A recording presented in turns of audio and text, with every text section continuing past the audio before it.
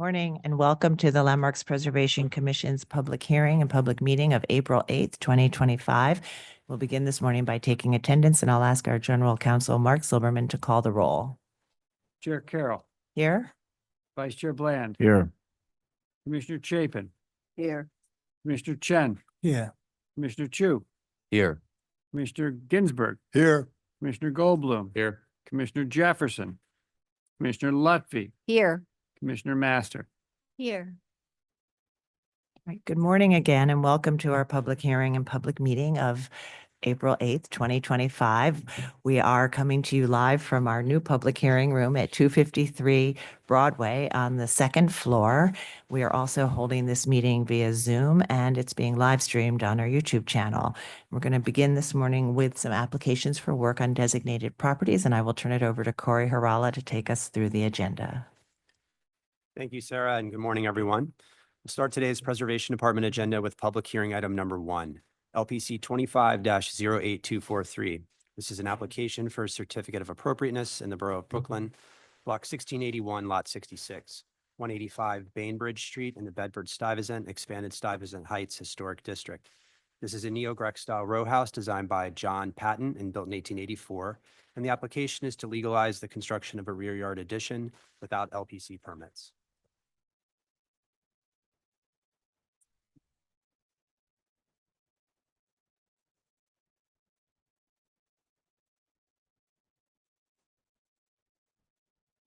Greetings, everyone. My name is Carmen Elisma. I'm here presenting 185 Bainbridge Street, Brooklyn, New York, townhouse renovation. The focus is on the rear of this building. This slide is contextual, showing location in the Stuyvesant Heights Historic District, LP 2496, area on the left, and front facade of the building on the right.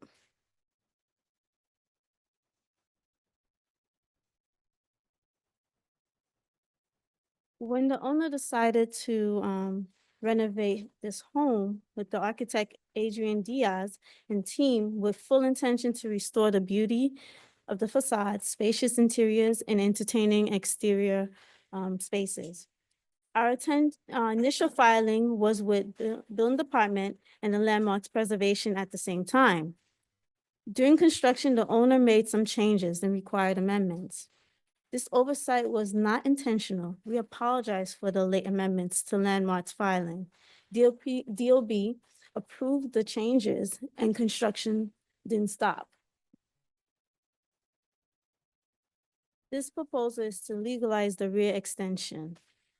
This slide shows the rear extension in comparison to other buildings on the block. 185 developed the site with the rear extension, which is not out of context with the buildings on the block. For instance, 189 extension is similar. The block has deep rear yard and is not a new feature, but a common addition.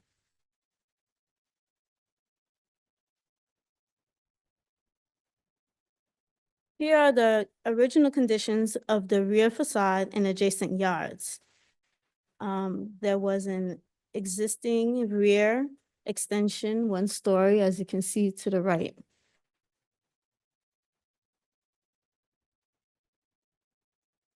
This next slide showed floor plans with emphasis on the ground floor and first floor plan that depicts the extent of the extension at the rear.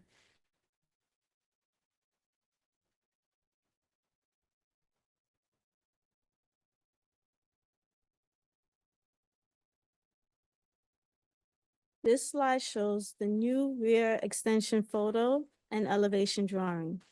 We use reclaimed red brick, similar to those used on the existing facade.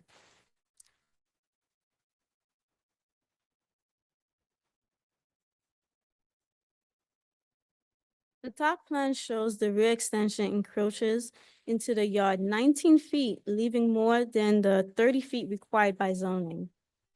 The bottom elevation shows the side of the exterior extension.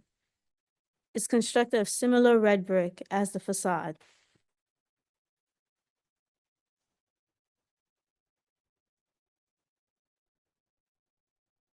The right slide shows the entire view of the deep rear yard. On the left, we can see the neighborhood extensions, especially, oh, sorry. The view, okay, view rear condition of adjacent property, looking left and looking right. Bottom is the view of the terrace looking at the backyard. Then we have the elevation view of the rear facade showing the entry door to the terrace.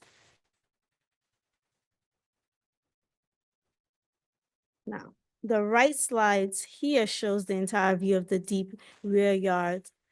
On the left, we can see the neighborhood extensions, especially 189 extension, which is right here. You can see.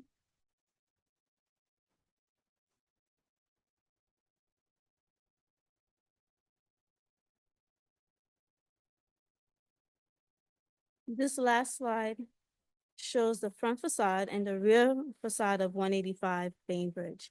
This is the completed building after construction. The owner did some restructive work to the facade, cleaning the red brick, replacing windows with similar color, and replacing the entry door with the historic replica. We again apologize for the late request for the approval of this rear extension.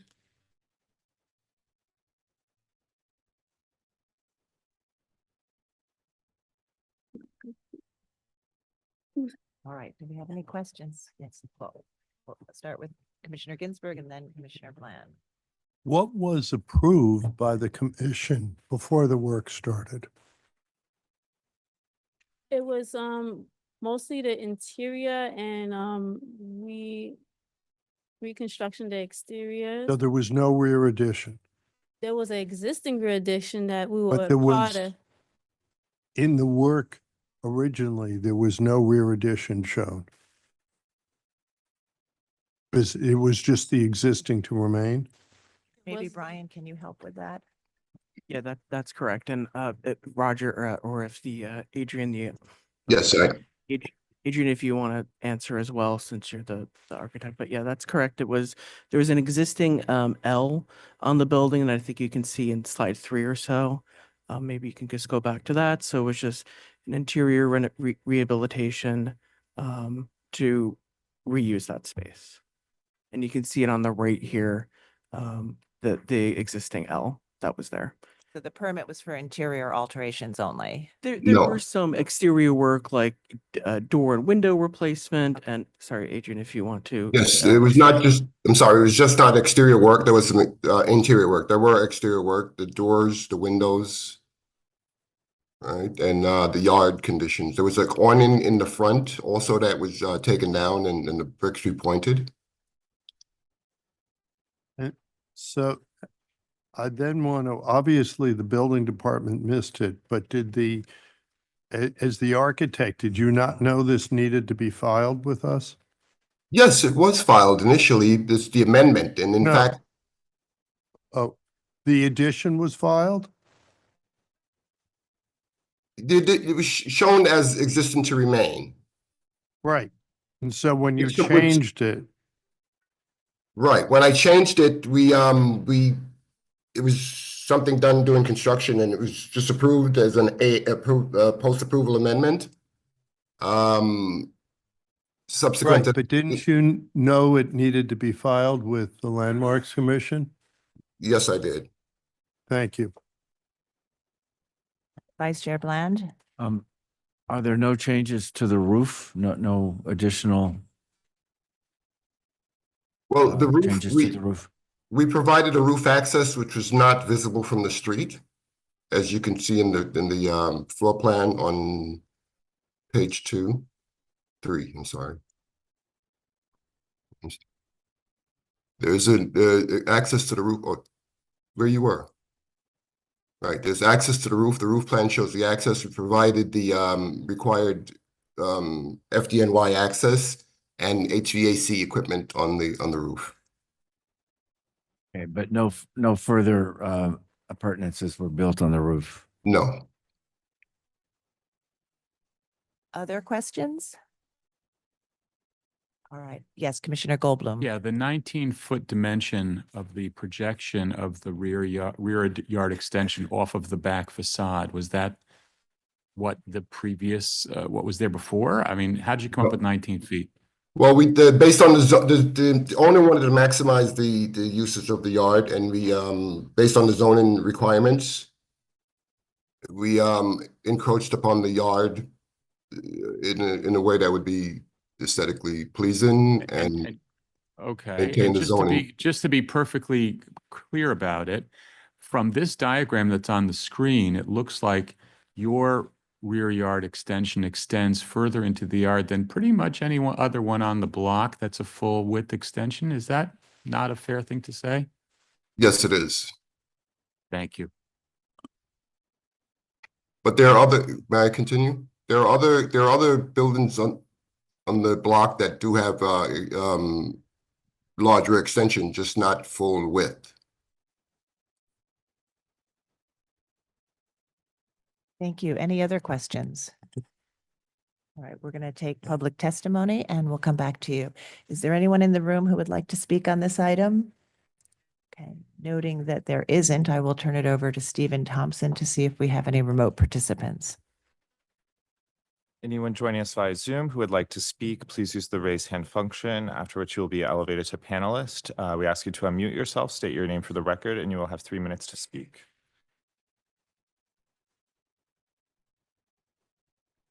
Seeing no raised hands, I will note for the record that Brooklyn Community Board 3 recommends denial. All right, commissioners, any final questions? All right, let's move to our discussion. Commissioner Chu, would you make a motion to close the hearing? So moved. You, Commissioner Master, would you second that motion? Second. All in favor, say aye. Aye. Aye. Any opposed? Okay, the hearing is closed and we'll begin our discussion. So this is an application to legalize the construction of a one-story rear yard addition without LPC permits. There were permits for other work, and it seems that they received an amendment, a post-approval amendment from DOB, but neglected to return to LPC for the amendment. So as always, we will look at this application as if we were looking at it for the first time before the work began and evaluate its appropriateness within the context. So the applicant has shown the block plan, and it shows other additions, many of which are not full width, some are full width. And it also shows that these are very deep yards. So the addition that is 19 feet deep still leaves a 32-foot deep rear yard. And then the addition, as we saw, is constructed out of reclaimed brick with metal window assemblies. Commissioner Ginsburg, would you like to start this one? Okay. So just looking at this, if I were looking at this and it hadn't come like this, I would have said it should be no deeper than that adjacent addition, which is 17 feet 5. So I think they should cut the addition back 1.5 feet. I also think what I'll call parapet walls, but the masonry walls on the terrace level should be removed and replaced by railing, and I could live with the clear glass railing, although a metal fence might be better. And I'm interested what the other commissioners say. Thank you. Commissioner Chen? Yeah, I'll leave the rest to the commissioners about the depth, but I agree with Commissioner Ginsburg about the railing, the parapet. Vice Chair Bland? I think I would have probably agreed that that the extension should have been no deeper than 17.5, which is the neighbor 2 doors away. On the other hand, I think for 18 inches, I'm personally not going to suggest that it needs to be torn down and rebuilt. At the very least, this is a 1-story, not a 2-story addition. Many of these houses have 2-story additions in the rear. So maybe that's a mitigating factor. But I certainly do agree that the two piers, I guess they're called, and I think they swing around and are on the lot lines as well. I think those are fine, but the ones that face the backyard are not fine and should be removed. And I think the glass railing is inappropriate and it should all be a metal picket rail of some sort. And I will note that we have been a little more flexible with one-story additions because they are lower than 2 or 3-story additions. Commissioner Chapin? Yes, I agree in general with Commissioner Bland, and I think that they should remove the pillars and replace it with some kind of a, light railing worked out with the staff. Commissioner Lutfi?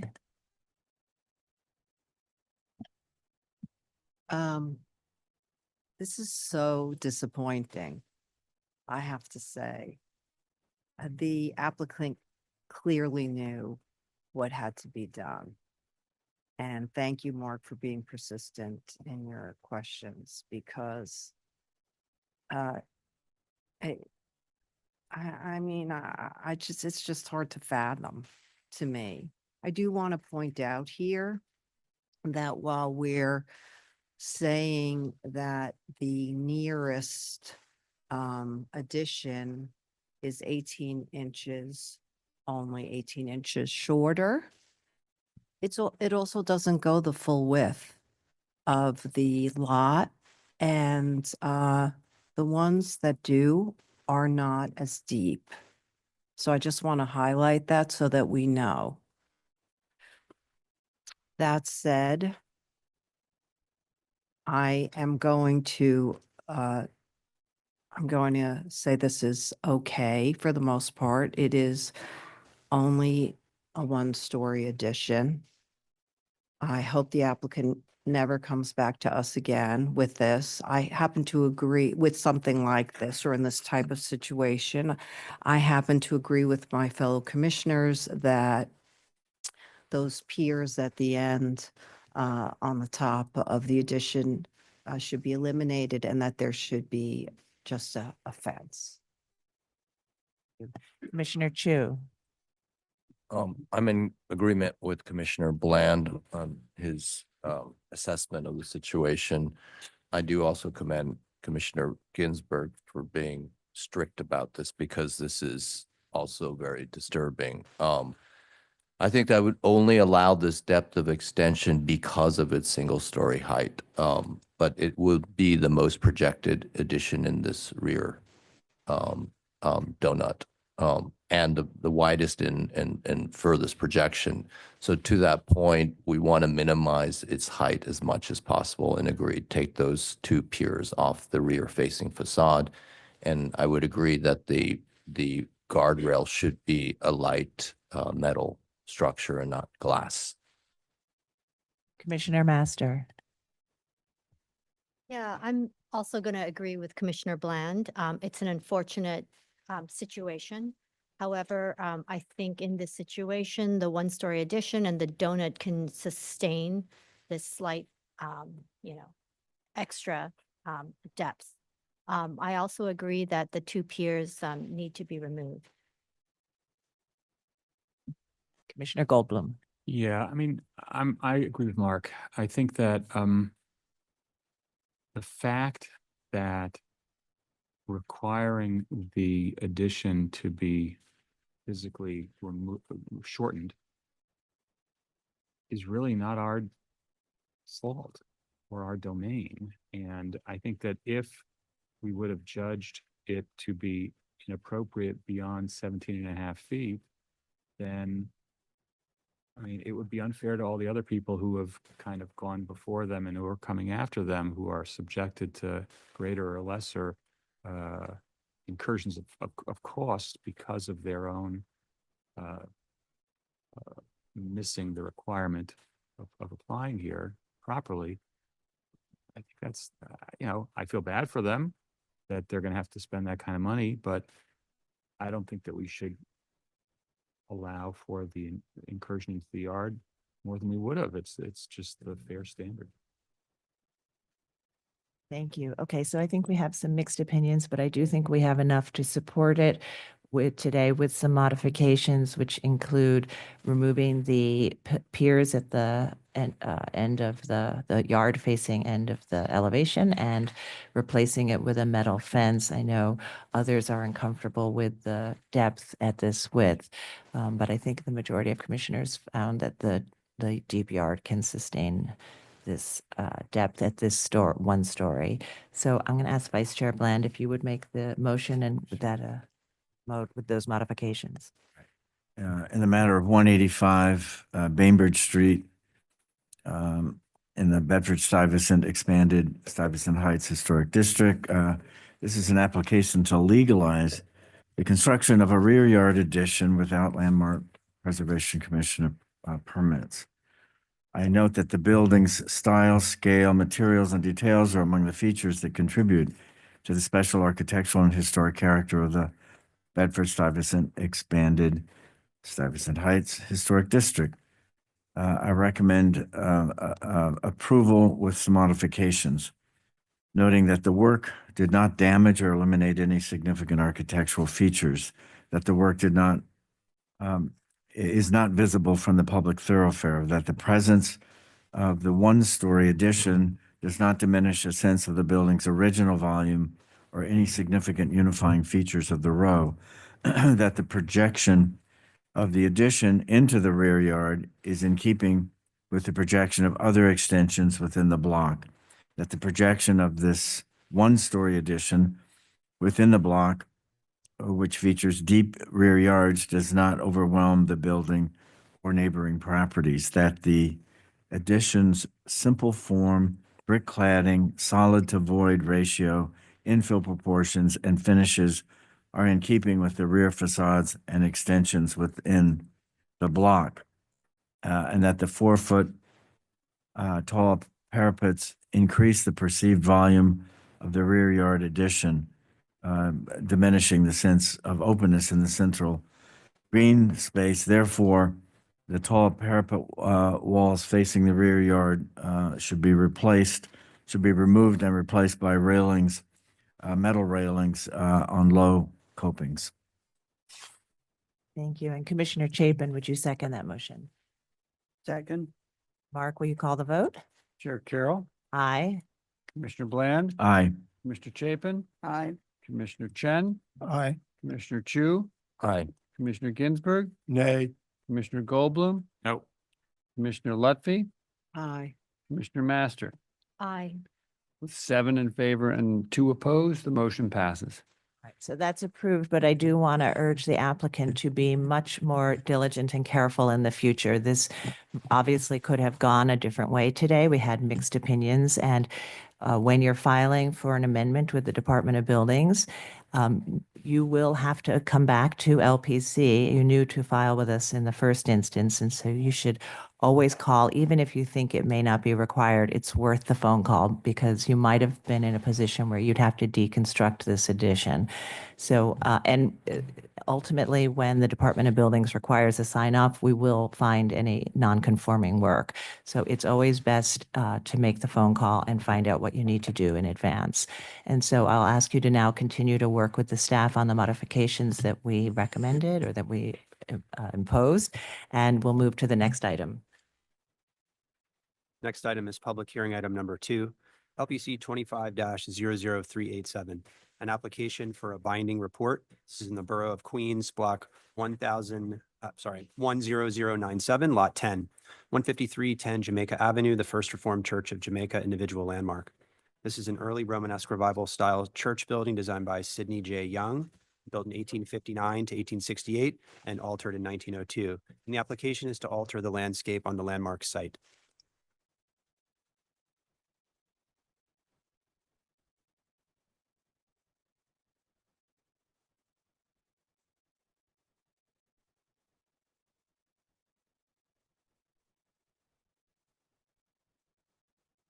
Now the green light is on. Good morning, everybody.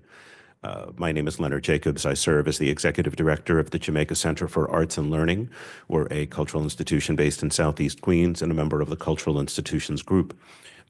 We have 2 buildings that we operate through our partnership with the Department of Cultural Affairs on the busy commercial hub of Jamaica Avenue, including the one before you for discussion today. The building that you were looking at, we call the Jamaica Performing Arts Center. It is a 400-seat, this is in the interior, we're not talking about interior today, but it's a 400-seat proscenium flexible house where we house performances of dance, theater, music, and so forth. Sure. I was gonna explain why, I said, just say yes, I knew. Yeah. I knew they were gonna do that, but,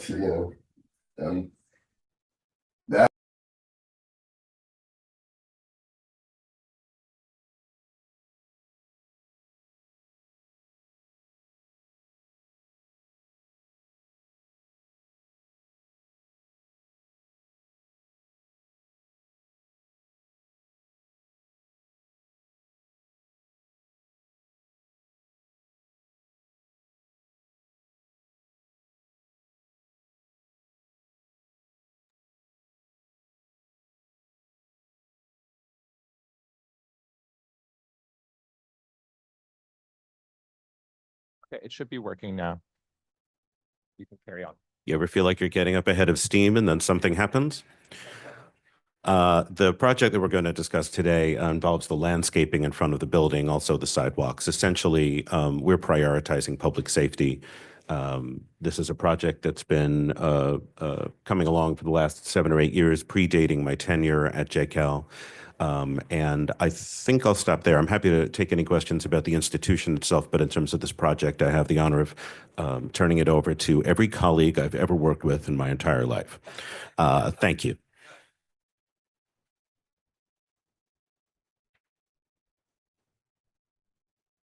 There's a presentation.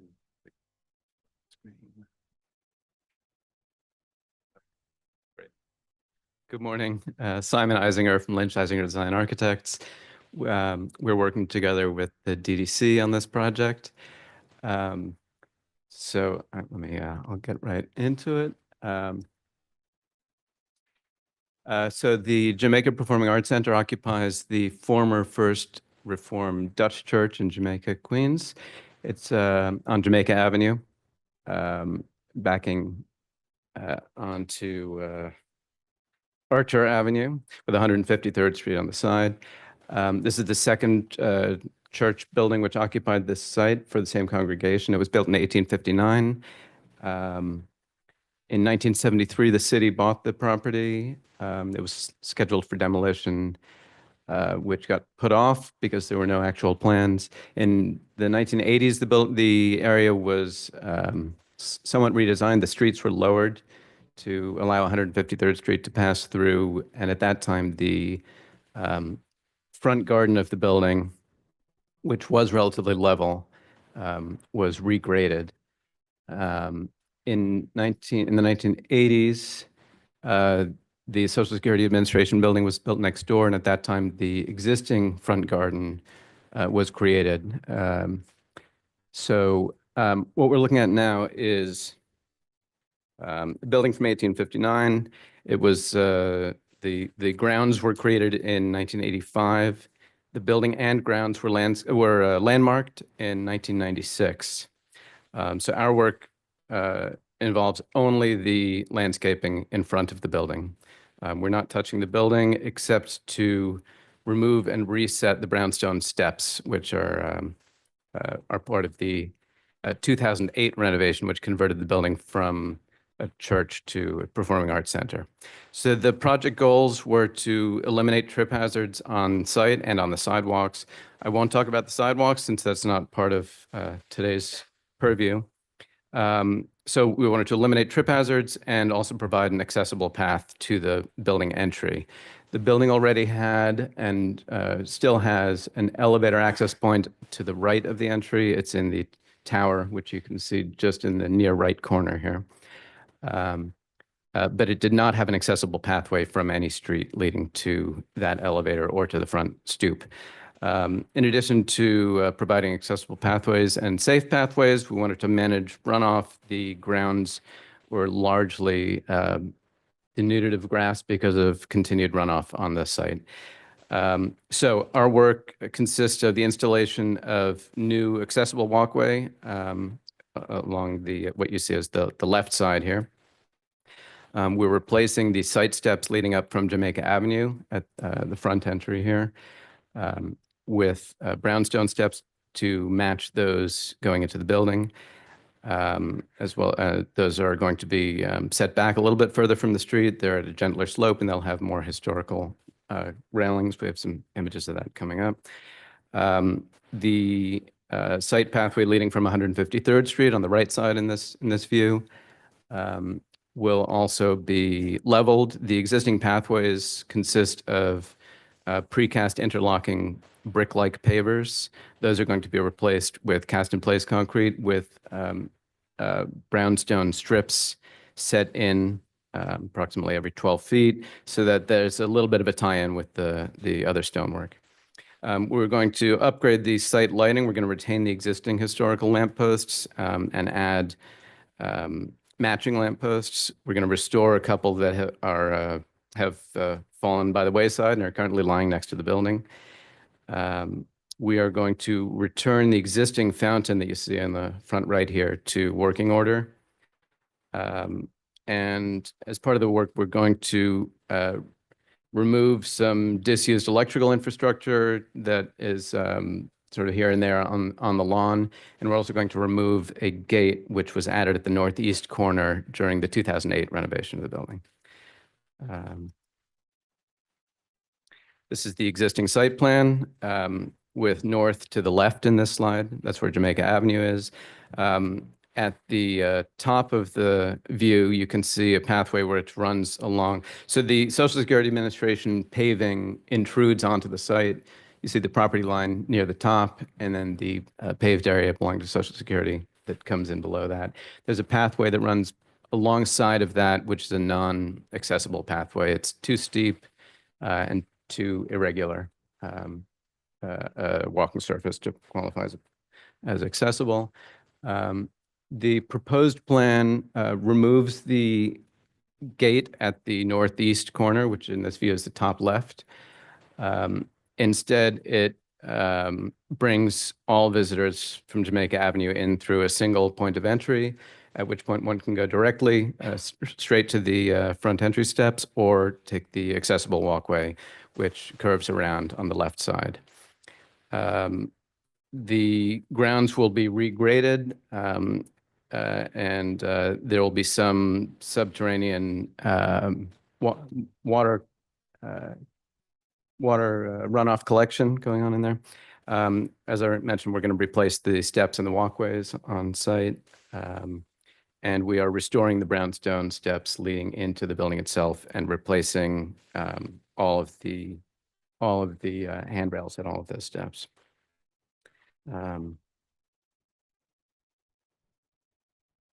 In this view, we've just removed the street trees so you can see the site a little bit better. Again, the accessible walkway you can see curving around on the left side. There are some trees being introduced on that side of the site to give us a little bit of mediation between the scale of the neighboring Social Security Administration building and the new landscape. The usable part of the lawn will be a little bit leveler, more level, which will make it a little bit more usable and also will help control the runoff.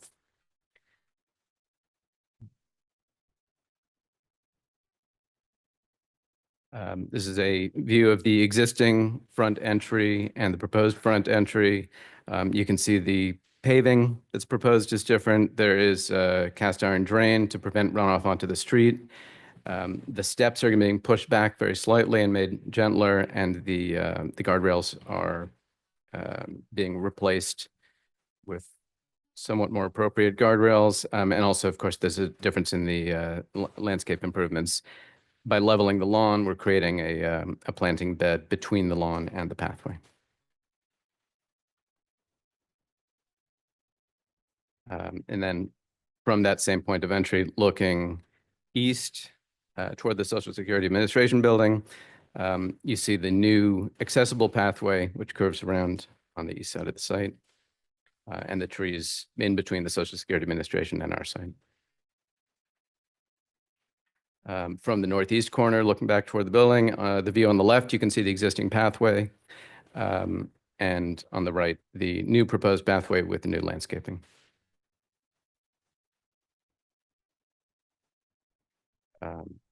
And a view a little bit further up on that path, looking toward the restored entry steps to the building. And here again, you can see just the new handrails.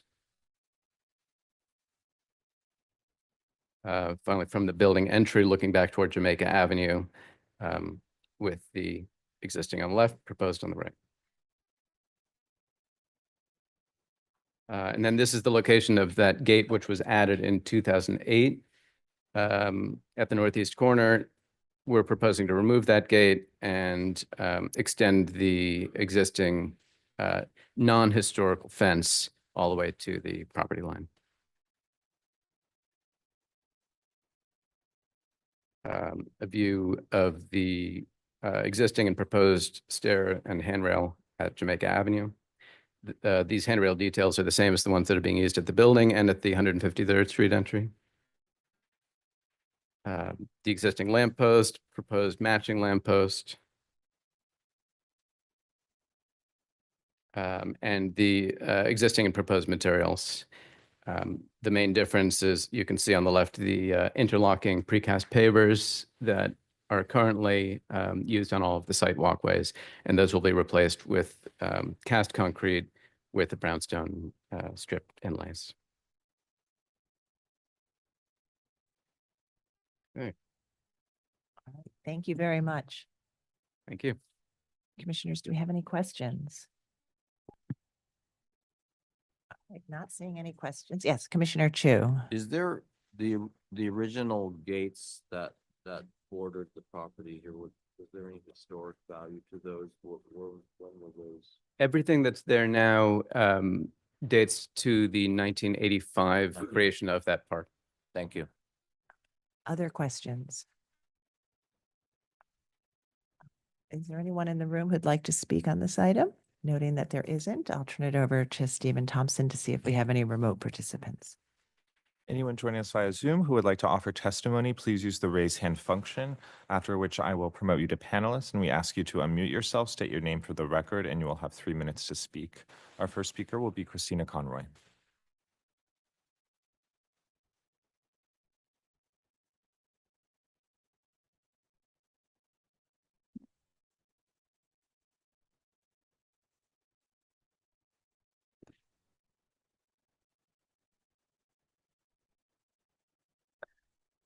Good morning, Commissioners. I'm Christina Conroy for the Victorian Society, New York.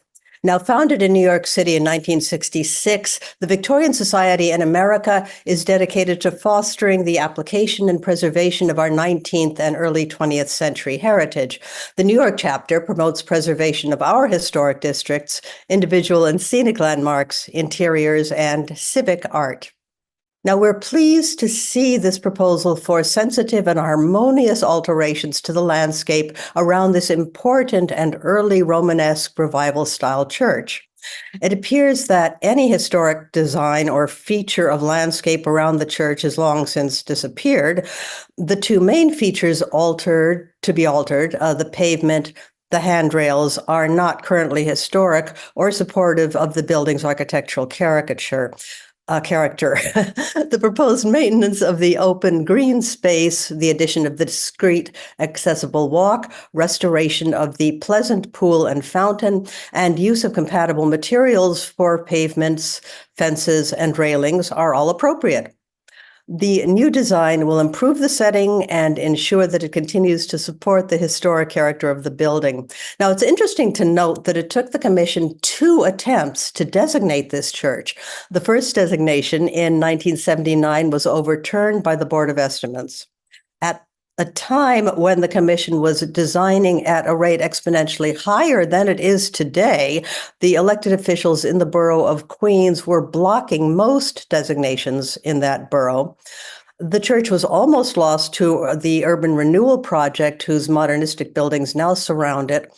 However, in 1996, the commission again designated the building, and at this time, the more enlightened officials in power in Queens allowed the designation to stand, and Jamaica and the city are better for it. And thank you, commissioners. Thank you for your testimony. Anyone else joining us via Zoom who would like to speak, please use the raise hand function.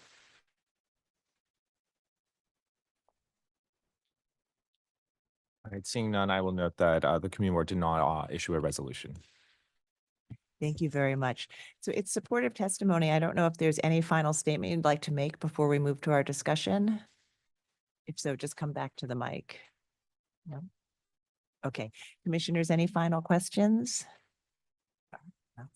Then we'll move to close the hearing. Commissioner Chen, would you make a motion to close the hearing? So move. Thank you. Vice Chair Bland, would you second that motion? Second. All in favor, say aye. Aye. Any opposed?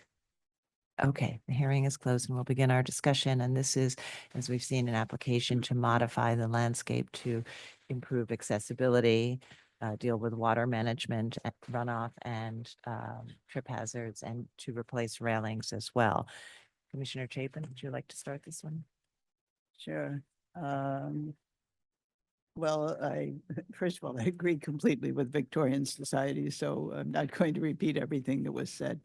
But, you know, this is a necessary improvement to allow accessibility. I think it's done in a sensitive and appropriate way. And this is a really a fine historic structure that it's great that has been preserved and found an adaptive reuse that's successful. So, you know, sort of what's not to like. This is a fine. Thank you, Commissioner Letfi.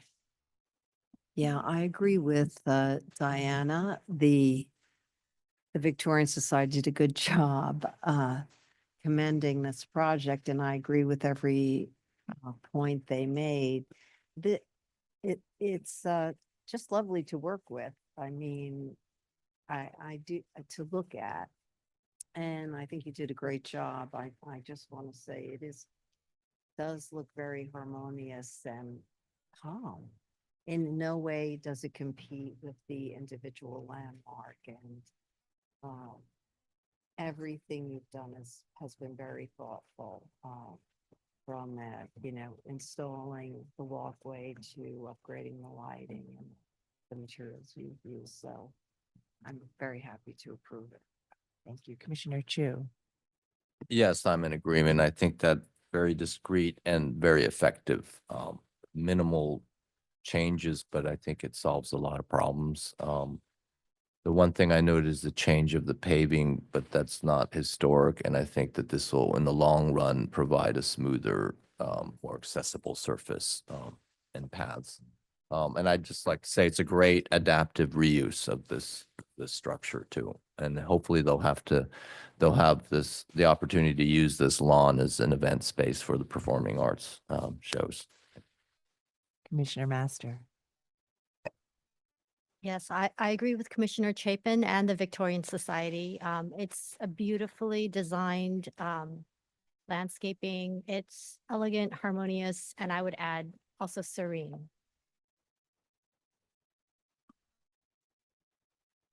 Commissioner Goldblum.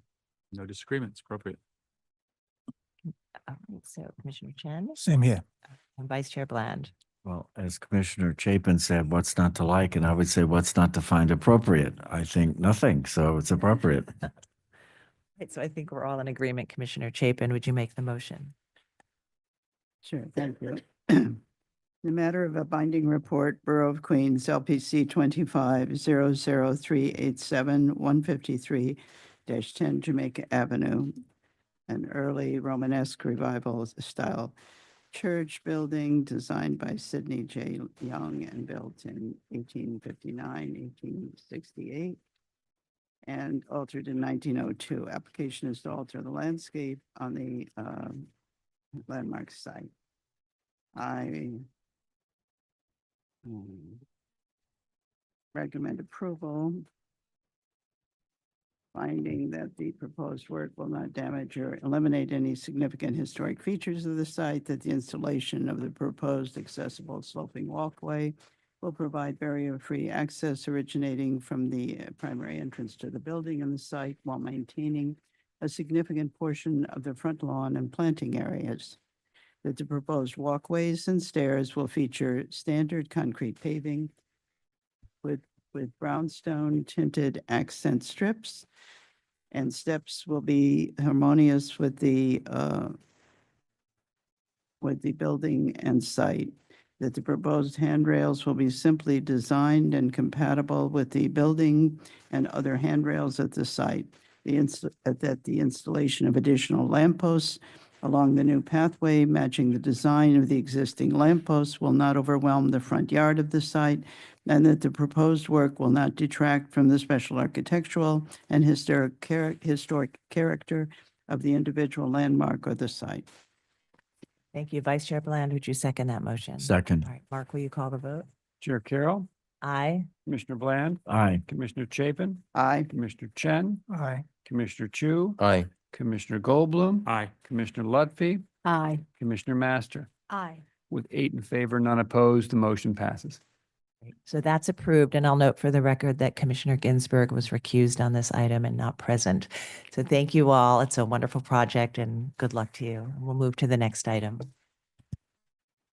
The next item is public hearing item number 3, LPC 24-11713, an application for a certificate of appropriateness in the Borough of Queens, Block 10310, Lot 16.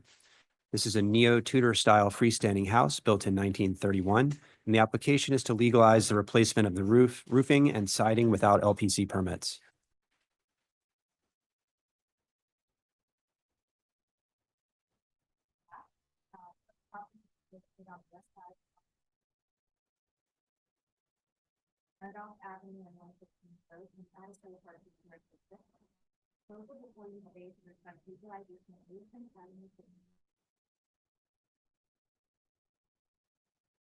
Sorry.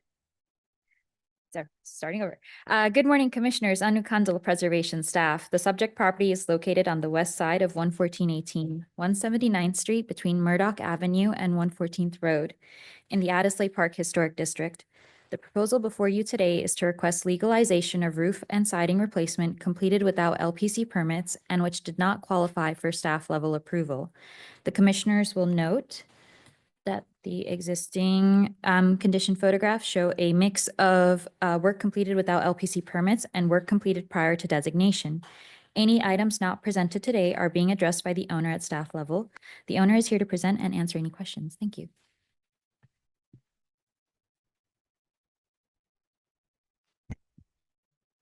Hi, good morning, everyone. My name is Saskumar Ravi Rampasad, owner of 11418 179th Street. Excuse my cracking voice. I'm a little nervous. It's been a while since I've been up in public speaking.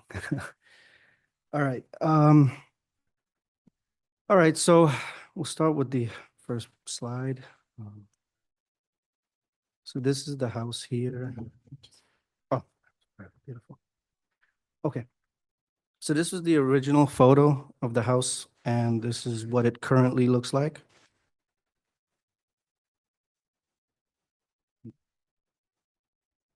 This is the location of the property. So on 179th Street between Murdoch Avenue and 114th Road.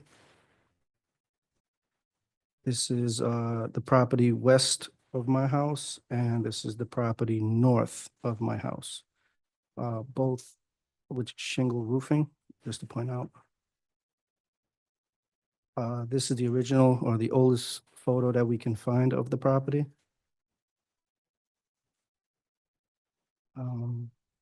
These were the original or this designation photo of what it looked like before the work performed.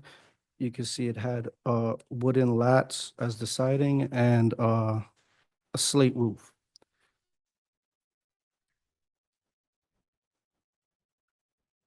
This was the original slate roof, and this is the new asphalt roof and vinyl siding that were installed. Apologies for this little error here. This was repaired.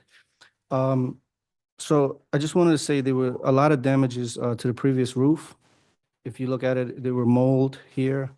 A lot of the shingles on the back side of the house were falling apart and there were holes in the ceiling. If you look at the capping and the wood around the area was falling apart. All of this was old wood. It was rotted, warped. The pictures doesn't really do justice, but for the most part, it was no good.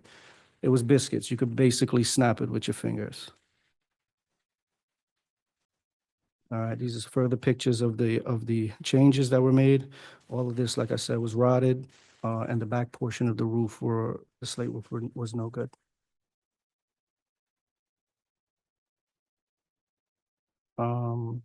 And also the garage, sorry. My apologies. All right. And the garage, the work completed, same thing with the wooden lat siding that was rotted and falling apart. They had two garage doors that were not working and rotted and falling apart, white. What we did is install just one door and, blocked off the other section. All right, and that's basically it.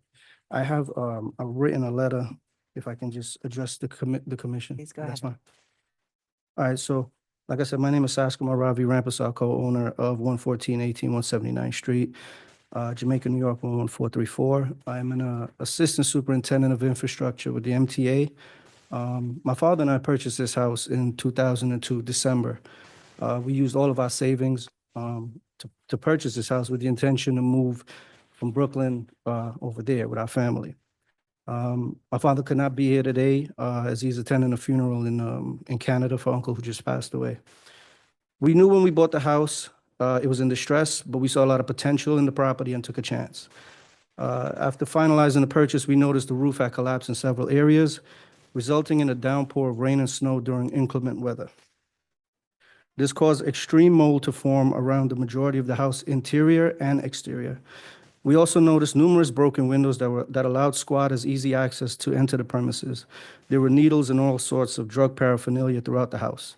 The neighbors said police were called several times for the trespassing and type of traffic that was caused by the house's abandoned state, and NYPD did not help. There were several major safety issues. Our first course of action was to administer an emergency roof repair to address these issues. At that time, we didn't know that permits were required by the LPC to repair the roof. We were under the impression that as homeowners, we had the right to perform these repairs. We were told by a realtor who sold us the house that only major alterations and additions were needed to be approved by the LPC. Huh. Yeah. We looked at all the other properties on the block and mimicked what most of our neighbors had, which was asphalt shingle roofing.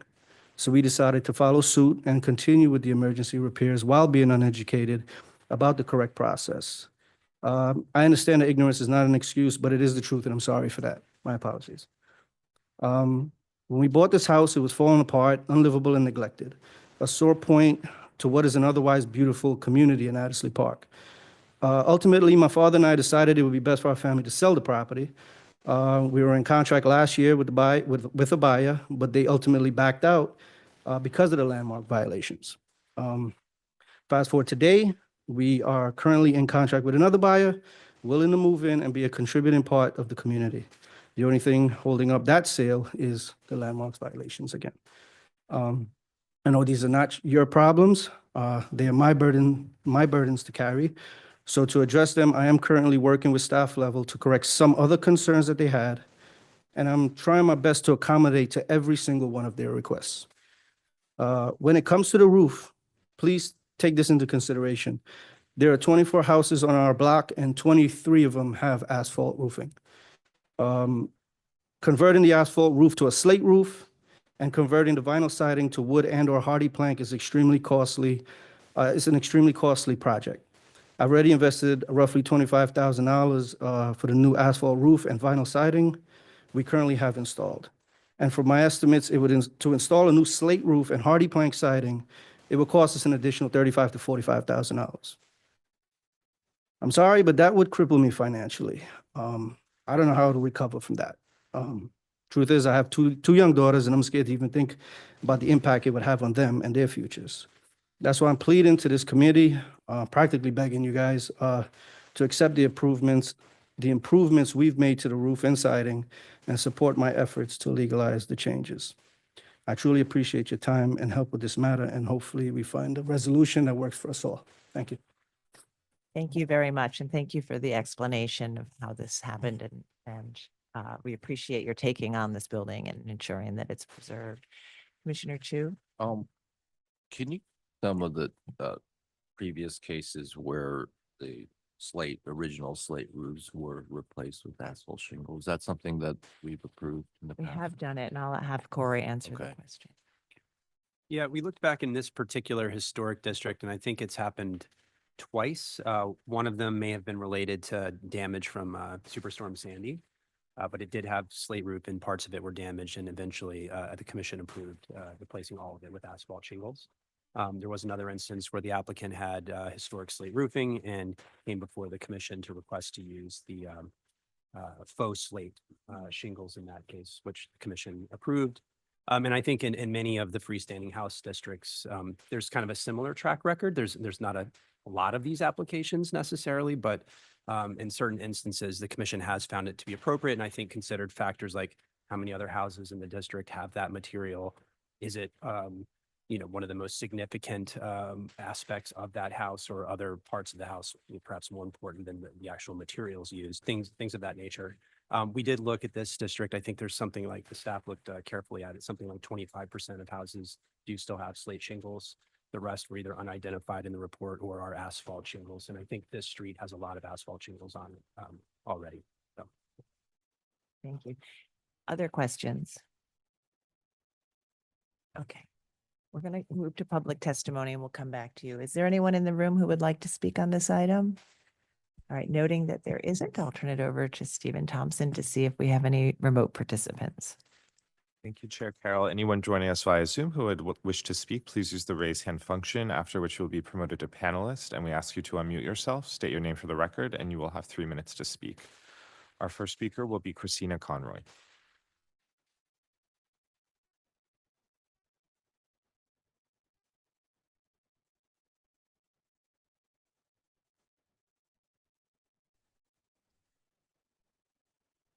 Good morning, Commissioners. I'm Christina Conroy for the Victorian Society, New York. Now, we comment on this application for a post-Victorian house because it's a textbook example of the various types of destructive work which diminishes a building, a street, and an historic district. All of the work, with the exception of the rear deck, should be denied. The historic tax photo show that the building was originally clad in a mix of materials typical for Tudor Revival buildings, and these included brick for the body of the house, stained shingles for the gable ends, dark slate at the roof and gutters, downspouts and windows with a dark finish. Now, these materials, all in muted colors, helped unify the building. By the time of designation, several of the multi-light double-hung windows on the front facade had been replaced with white finished casement windows. All other historic materials remained intact. The stained wood shingles have now been replaced with what appears to be vinyl siding. The pictures show that the siding, which you can see on slide 6, is already peeling off the gable end. It doesn't match the historic stained shingles in terms of color, texture, or the overlap. The vinyl siding has a much narrower reveal, like nothing ever seen on a Tudor Revival building. All of the dark painted wood windows, gutters, and downspouts have been replaced with bright white material, which breaks up these facades in a distracting manner. The bright white trim on the bottom of each gable end and the bright white conduit running under the gable shown in slide 6 are especially egregious additions and have no place on this building. Well, finally, the removal of the historic slate was a destructive act, which should not occur in any historic district. We recommend that the failing siding on the gable ends be removed and the shingles restored. The white finished windows, gutters, and downspouts, and the small piece of trim running under the gable ends be replaced replaced with a proper material, or at least paint a dark brown, and the white finished conduit under the large gable be removed, and that the new dark gray slate be installed at the roof. Thank you, Commissioners. Thank you for your testimony. Anyone else joining us via Zoom who would like to speak, please use the raise hand function. All right, seeing none, I will note that Queens Community Board 12 takes the views of the local advocacy organization, Adderley Park Civic Organization, which recommends denial.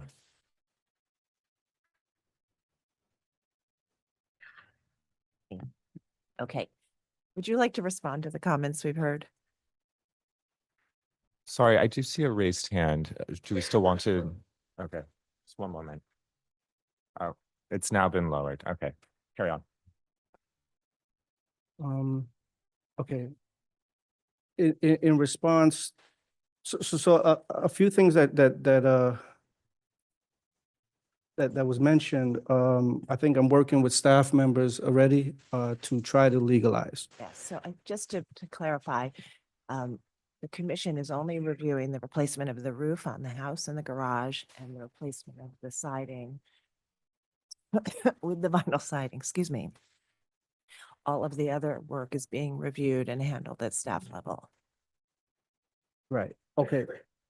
And I'll just add to that, that does include some corrective work as well. So the applicant has been working with us. So some of what you're seeing and what was raised in testimony may not be what you would expect to see that staff would approve. And that's because we're still working some of those things out and some of those items will actually be replaced. Really, as Sarah said, it's just the siding and the roofing. And I'll also point out in reviewing the conditions before the work took place, the staff believes it was clapboards on the gable ends and not shakes or separate shingles. Unclear from the tax photo what the case was. And there was also a very different color palette on the building at that time. So, there's been a variety of changes that have happened here. So please go ahead. Okay. I mean, I'm willing to change the vinyl siding. I understand the stance that was taken. Like I said, we made a mistake. We didn't know. We thought we owned the house. We could change the colors. We had no clue. I'm willing to change the vinyl sidings I spoke to staff level, to a more hardy plank, wood looking finish. That's something in my realm. But like I said, I'm begging you guys not to force me to put in this slate roof, and it's really gonna be damaging for me. I don't have anything more to say to that. I'm sorry. Thank you. Any final questions, commissioners? All right, let's move to our discussion. Commissioner Master, would you make a motion to close the hearing? So moved. Commissioner Goldblum, would you second that motion? Second. All in favor, say aye. Aye. Aye. Any opposed? Okay, the hearing is closed. So again, we are focusing on the roof of the main house and the garage, and then the replacement of the siding. Corey has outlined past examples where the commission has approved replacing slate with asphalt or other alternative materials having to do with the context in that district. The applicant has stated 23 of the 24 houses on this street have asphalt already. Also, the pre-existing condition of the slate was deteriorated and it also appeared to be very monotone or uniform in finish. It seems that the clapboards were replaced with the vinyl siding. If there were shingles, they were not there at the time of designation. So we'll begin our discussion. Commissioner Lutfi, would you like to start this one? Okay. This is unfortunate. I appreciate the applicant's honesty about the situation, and it's not unheard of for applicants who just purchase a new home to be unaware of what all the regulations are. That said, it's also unfortunate that some of these changes have been made. A shingle roof is sort of a lovely historic thing. It definitely requires a lot of attention in terms of its upkeep. but it's an important feature in these homes. That said, I think I can accept an asphalt roof here.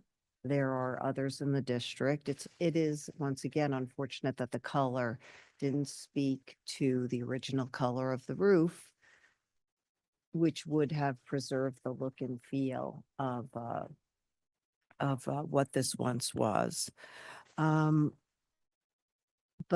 I think the vinyl siding, it just doesn't work. I'm glad to know that originally it was clapboard, because it seems to be an appropriate way to replace this. And I would recommend that the applicant work with staff on what the color should be, because there's just now a lot of red in this building. And if we could work our way back to what it once was, would be great. And in terms of the siding, would you be open to a hardy board as well as obviously wood, but also a hardy board?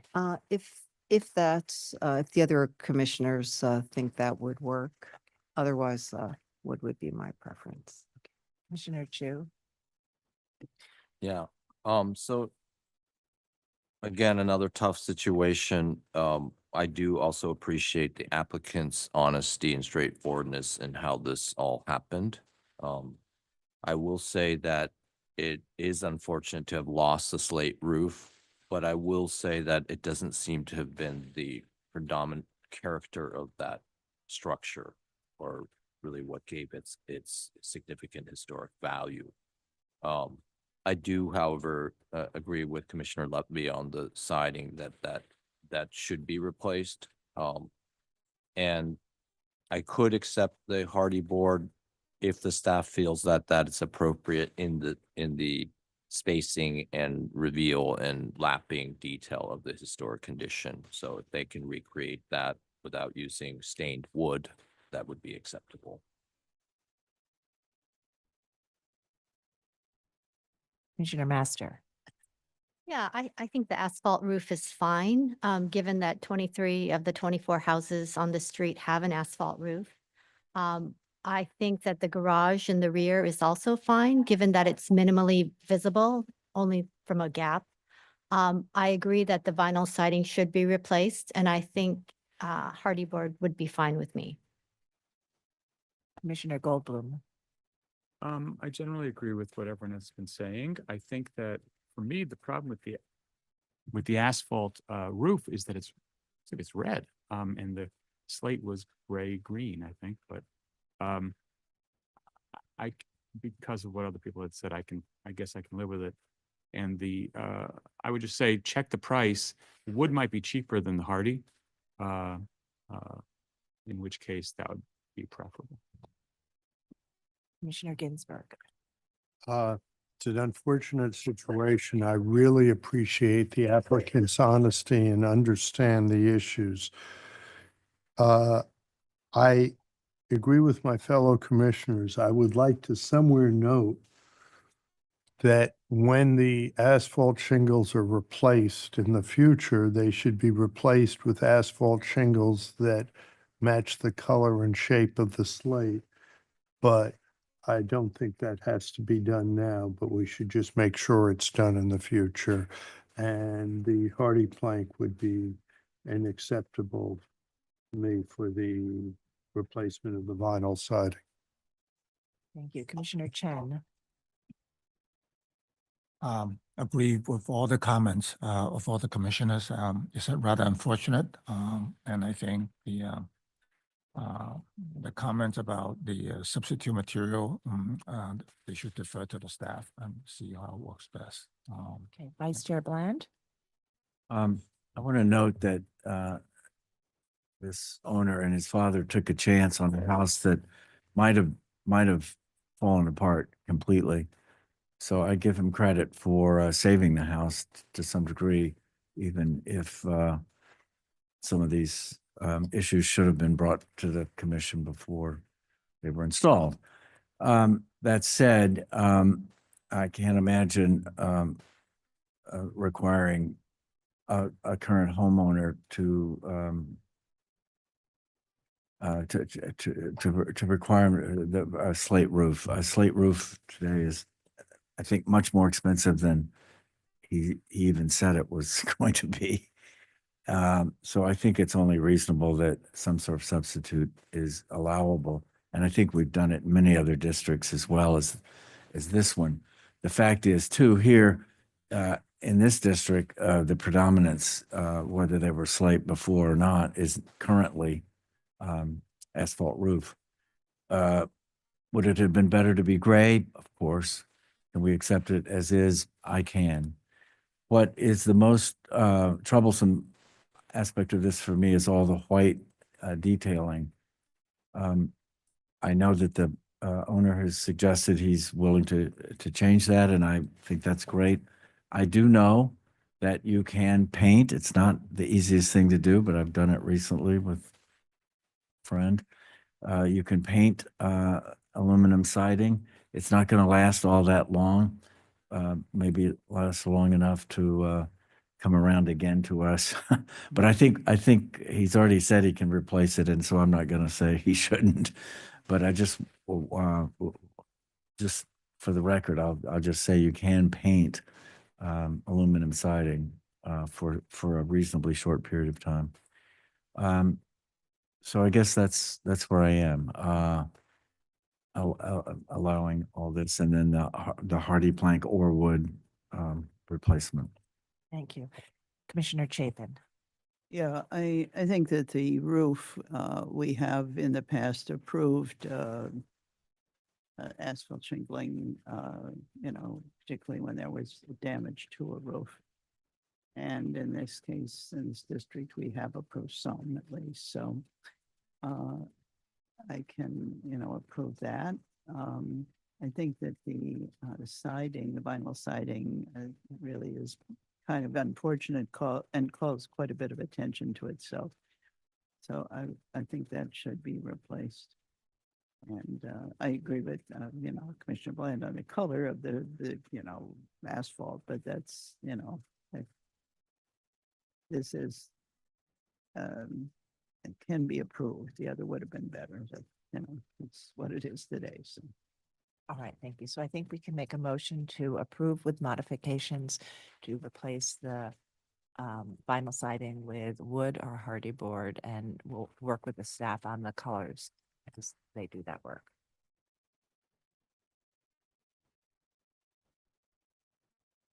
At staff level anyway.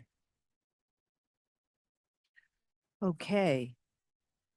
In the matter of docket 24-11713, 114-18, 179th Street, Addisley Park Historic District, a neo-Tudor style freestanding house built in 1931. The application is to legalize the replacement of the roof and siding without Landmarks Preservation Commission permits.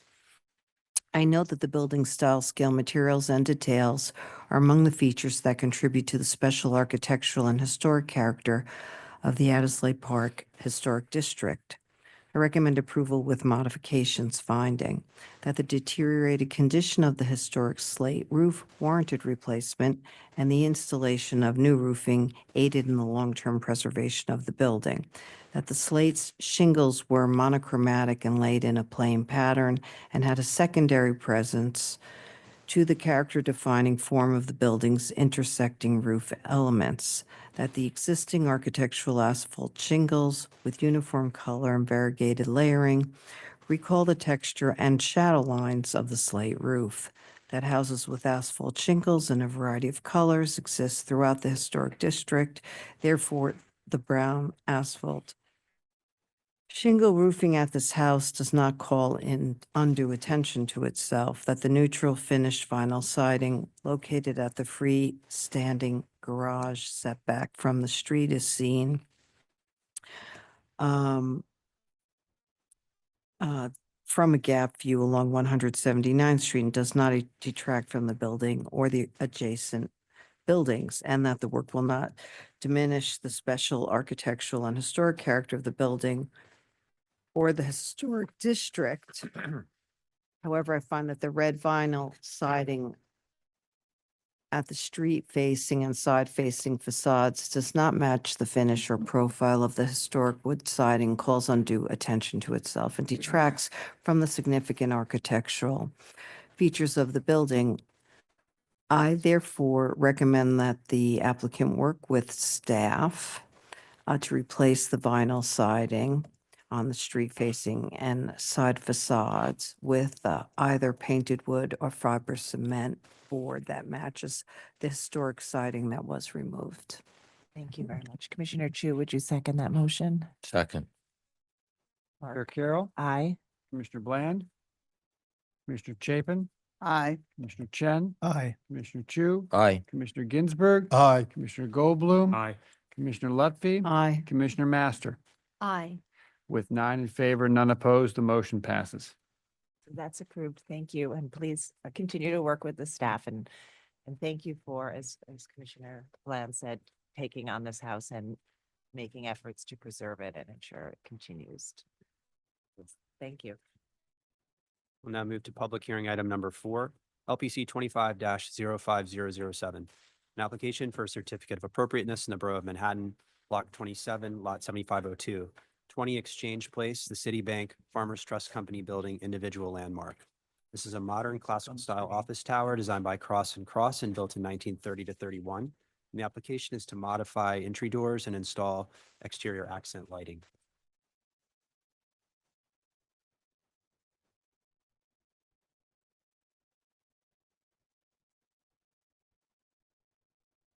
Hi, my name is Jean-Gabriel Newcomb, JG Newcomb Architecture, and I'm here to present some modifications at the street level at 20 Exchange Place. I want to thank you all for your time on this. I actually want to particularly thank preservation staff for working with us for the past couple of months, just ironing out things and actually providing some extremely useful guidance in this project. As you know, 20 Exchange Place, Cross and Cross building, extremely important building in the lower Manhattan skyline. We take it very seriously. It's actually something I look at from my bedroom and I see it on my way to work. As a really personally invested in this project. So we're really presenting two main pieces. Again, a lot of what we're doing, it's not a huge scope, but a lot of what we're doing was looked at and we're working it through with staff. So just to orient yourself, I mean, you probably all know this building, but I'll mention it anyway. Located a couple of block from Wall Street. It takes up a full block. It was sorry, I'm getting the wrong building. Oops, sorry. Oop, here we go. I don't want to go through too much of the history of it. I think you know this building. It's has a wealth of detail. If you don't know it, check it out. I mean, it's actually remarkable. Every time I look at it, I find something new, and I've been living here for about 22 years. We are, here we go. So just some context photos. As you can tell, the entry, we're looking predominantly at the entry that's inboard on Exchange Place, so actual 20 Exchange Place. And the two scopes that we're really looking at are providing some lighting on the facade, because at night, it just doesn't feel safe. It feels, I mean, for lack of a better word, it feels sad for such a landmark. I feel like it should be celebrated a little bit more. The owners sort of, asked us to figure out a way to make it a place people would be happy to come home to. It was converted many, many years ago to residential, so rental building. And, looking in particular at this elevation at night, which this is the one piece that we're presenting in terms of the lighting of the facade, is how can we activate this corner, which is at William and Exchange. The other major component is replacing the now non-historic current entrance at 20 Exchange as a rental building with, I want to say, 767-ish units. There's thousands of people, many children, many strollers. I think the super told me there was something like 400 plus dogs. Currently there's two revolving doors that are very small and a tiny door between them, and I'll get into that. It's, to put it mildly, inconvenient. So we were hired to look at that condition. So I'm going to keep going. Again, the building, I want to point out so this is the William Street side, this is the Exchange Street, this is Hanover Street and Beaver. We're looking at this inboard entrance, the original bank entrances were really on the main corners. So those are really I'm going to say the primary entrances, the sort of the private banking and the commercial banking were there originally. This was really, I'm going to say the sort of more secondary is a little harsh, but like sort of more inboard to where the offices above would have been. So we're really looking at this for the door and this for lighting. Those are really our two things today. So this is the elevation. So this is the proposed elevation, and I have a lot of other drawings. I don't want to bore you with too much stuff. This was the historic entrance, so two side doors and a revolving door down the middle. This is the current iteration, which I'm not quite sure why. I'm not quite sure how we ended up here. So two revolving doors, and then this little central area. Part of the last round of renovations were adding in this louver, presumably I think this was to help minimize stack effect in the lobby or just to produce conditioned air there. We do have, sorry for my head being in the way, but we do have these beautiful doors on the right-hand side over here. And you'll see later we're we're sort of doing some aligning with the horizontal elements of those doors I'm not going to say contextualize what we're doing. I don't think that's appropriate, but at least maybe harmonize a little bit better. In terms of our current proposal, this is the current, so just see it side by side. This is the current. Again, you can imagine strollers, groceries, dogs, what have you. Not a very convenient way to get in and out. We are proposing sliding doors, which will give us the most clear space. I think the hinge doors are really just for egress. I think the primary way of getting into this building will be through these two sets of sliding doors. We are coming out a little bit and with this curved glass. Again, I think our goal was to obviously we didn't want to come into and connect to the building on this side, but we sort of had this detail that came in and out, both on the interior and exterior. We're proposing new stone that matches sort of a pattern that matches. I don't think this is not part of this presentation, but trying to find stone that matches the stone that's on the interior. Again, to kind of harmonize with what's there as much as possible, and a floor pattern that picks up on some of the detailing of what's there. So this is a side by side of existing and proposed. This is that double doored central door. We had at one point talked about doing a renovation of it, replacing this stainless steel system, and it just logistics and cost proved to be a little too much. So we are really focused on our efforts on these sets of doors down here. These are the side by side existing versus proposed elevations, and here again you can see introducing this horizontal mullion piece to sort of make it not look like a grocery store. And again, track with the doors, the beautiful doors that are on the side. We do have a restoration program, which we're working through with staff. And the cost of it, it's quite significant, but we're trying to balance, we're trying to get as much done as we can in terms of cleaning up the street level. A lot of grime, a lot of plant matter and all of that stuff. So not part of this presentation, but just so you know, we are really trying to treat this project nicely. This is the interior. So again, picking up on some of the gridding of what's there now in terms of the scale. What else can I say? There's also, I should mention, we're proposing two small planters left and right of the stairs. Let me read through this, make sure I'm not missing anything.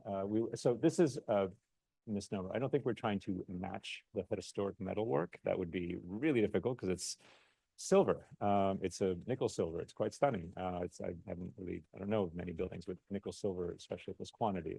It's a stainless finish, so I think we're trying to find a finish that will be not bright the way it is, not stainless, and something that's dulled down. Again, we're not going to be able to match a nickel finish, so that's an error on my part on this. But we are working with staff to sort of find the sample that would make sense for all of us. And again, the new sliding door.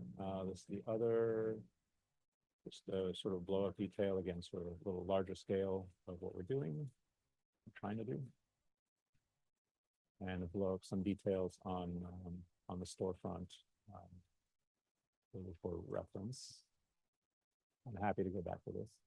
And then last piece is, there's a awkwardly placed 20 here. We'd like to integrate with this existing, the sign band is existing, so we're going to connect to it and infill sort of a little bit, a little shorter, spelt out 20 Exchange Place as the new signage for the entrance.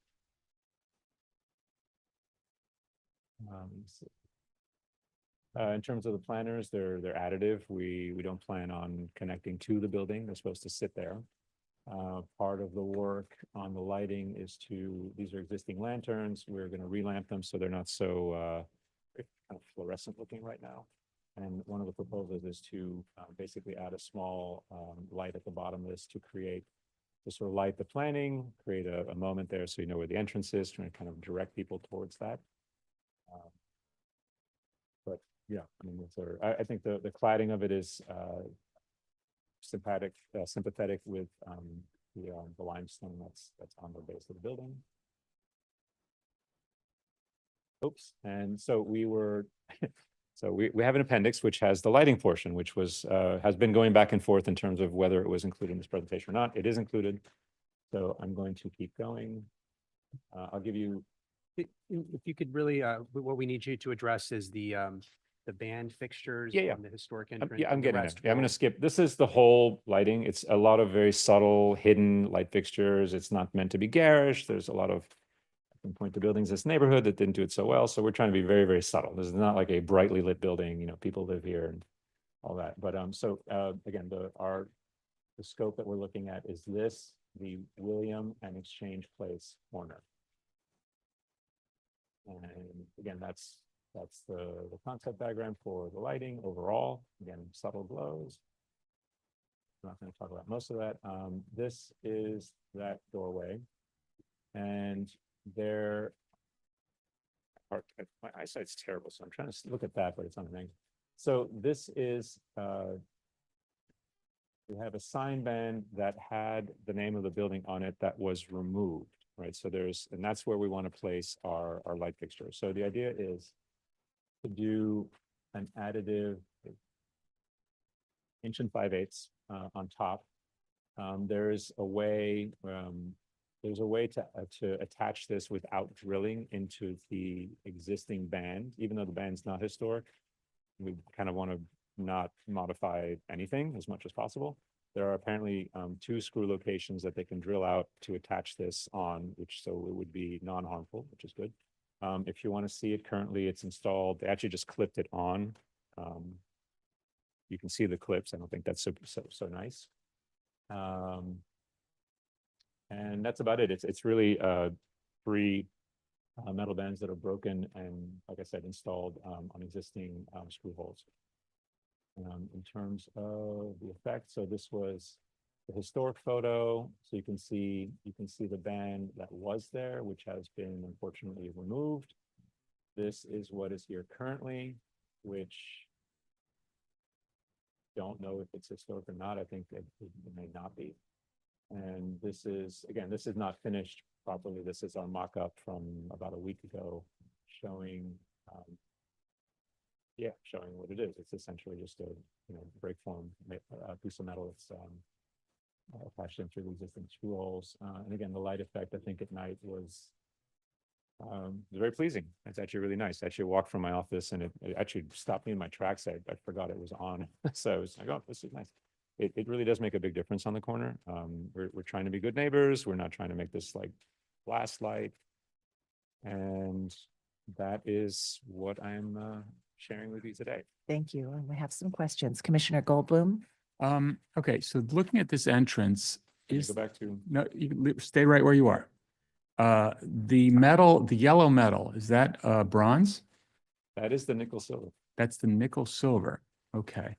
And so that's the same finishes on the other side, and you would be using that same powder coat color that matches that kind of You're saying on our on your band, on we're your going to. on your fascia, right? On the fascia, we're going to try to match as closely as possible, understanding that the substrate is fairly different.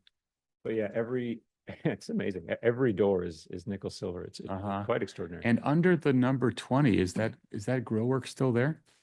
Well, this is from a week ago. So you mean under here? No, the big number 20 in the middle. Big number 20. Above, there you go. Right This. there. Yeah. This is signage that was introduced, which I think they're going to remove. That's not part of the our. grill that you see on the original photo in the center under that is still there? I don't think so, because this is set back. I think that grill was removed. I can double check. Actually, nobody's asked that yet. It's a good question. And your light fixture fits in between that kind of the top and bottom band of that. It is It's just the exactly flat part. It's exactly matching that in height and width. Okay, thanks. All right, Commissioner Chu? Yeah, and related to that question that Michael just asked, so the light fixture on the right image, that band is the flat portion in elevation where the light is behind up and down lights. Yeah, this is the detail. So Yeah. that's the existing band. That's the existing screw hole that hopefully we can patch through. And that's the new band. So about, inch and 5/8 plus or minus coming out. Is the intent that that box will be clean of any ornament, flat finish? There's no texture on that? We discussed it. I think there was one suggestion which we are more than open to. I think we went back and forth. The idea was maybe we could add, a small frame around it, so some relief, so it's not just a flat band. But my question is, I guess, when you go back to the other image, is that the original condition is a flat surface that's recessed between proud elements, and in this case, the flat surface is brought totally forward.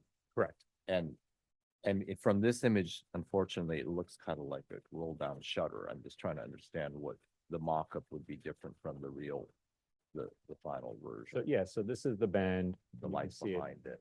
wraps around, Yeah. the light gets tucked up into it, and Just out of curiosity, you probably explored other lighting options as well? we did, all of them, in my opinion, a lot worse. So we looked Yeah. at in ground, which Very for difficult to maintain. so many all different kinds of problems. It's a light leak, and then Yes. I think the floors, I think the ground there is historic, so I thought that was a non-starter, and it just didn't make sense, and the maintenance of it didn't make any And sense. smaller fixtures that were placed more strategically, did you look into that? I don't have a lot of, the problem is there's no place to put them. I mean, I don't know, what else did we look at? Because we looked at a couple of different potential details. We looked at things on the side, which kind of didn't make a lot of sense. Just much more visible. I'll point out too that the entrance is set back. So even though it's coming out an inch and 5/8, I was frankly a little bit suspicious, I thought this was dubious that this would read too much. I was a little worried about that, but since the whole elevation is set back, it's pretty diminutive. Oh, you mean because the stone returns and the whole archway is set back? Yeah, into it's the masonry. pushed back I like see a what you're foot saying. and a half or so. It's But kind there of is a hard to read. setback in the upper portion. It steps back, right? Where you've got the urns up there. There is some roof. No, below that. Above the entry of the ornament, there's a little setback up on top. Yeah, a little bit. All But right. we looked at just lighting up there. Yeah, you The- could the- get some lighting there. The problem is you don't get what you really want is the ground One lighting. of the and down under that's portion. that's the problem. But my first thought was, just put stuff back there. So what we're doing everywhere else, just put it, Yeah. recess it. You don't see it. We won't even be here. Okay. But I think you don't get the ground lighting, which is pretty critical. And then another question is, in your vestibule section, the height of the vestibule in the replaced entry is raised up higher. Is that because you put a cabinet heater up inside of it? Oh, yes, that The cabinet is, heater. they still have, I'm gonna try to go back. Yeah. Yeah, okay, that's. We assumed do that's what that have, box is. we still have a fairly significant stack effect problem, so. Yes. Okay, but and the height increase is what, like? Foot at the most? Something like that? About a foot, maybe About a 10 inches or so. Okay, But this is all behind the existing right, window, because we don't want to change it, can't change it. right. Okay. Okay, Vice Chair Bland? Maybe I missed it. Just remind me, what are you hiding when we put that linear light fixture that we were just talking about? What's behind there?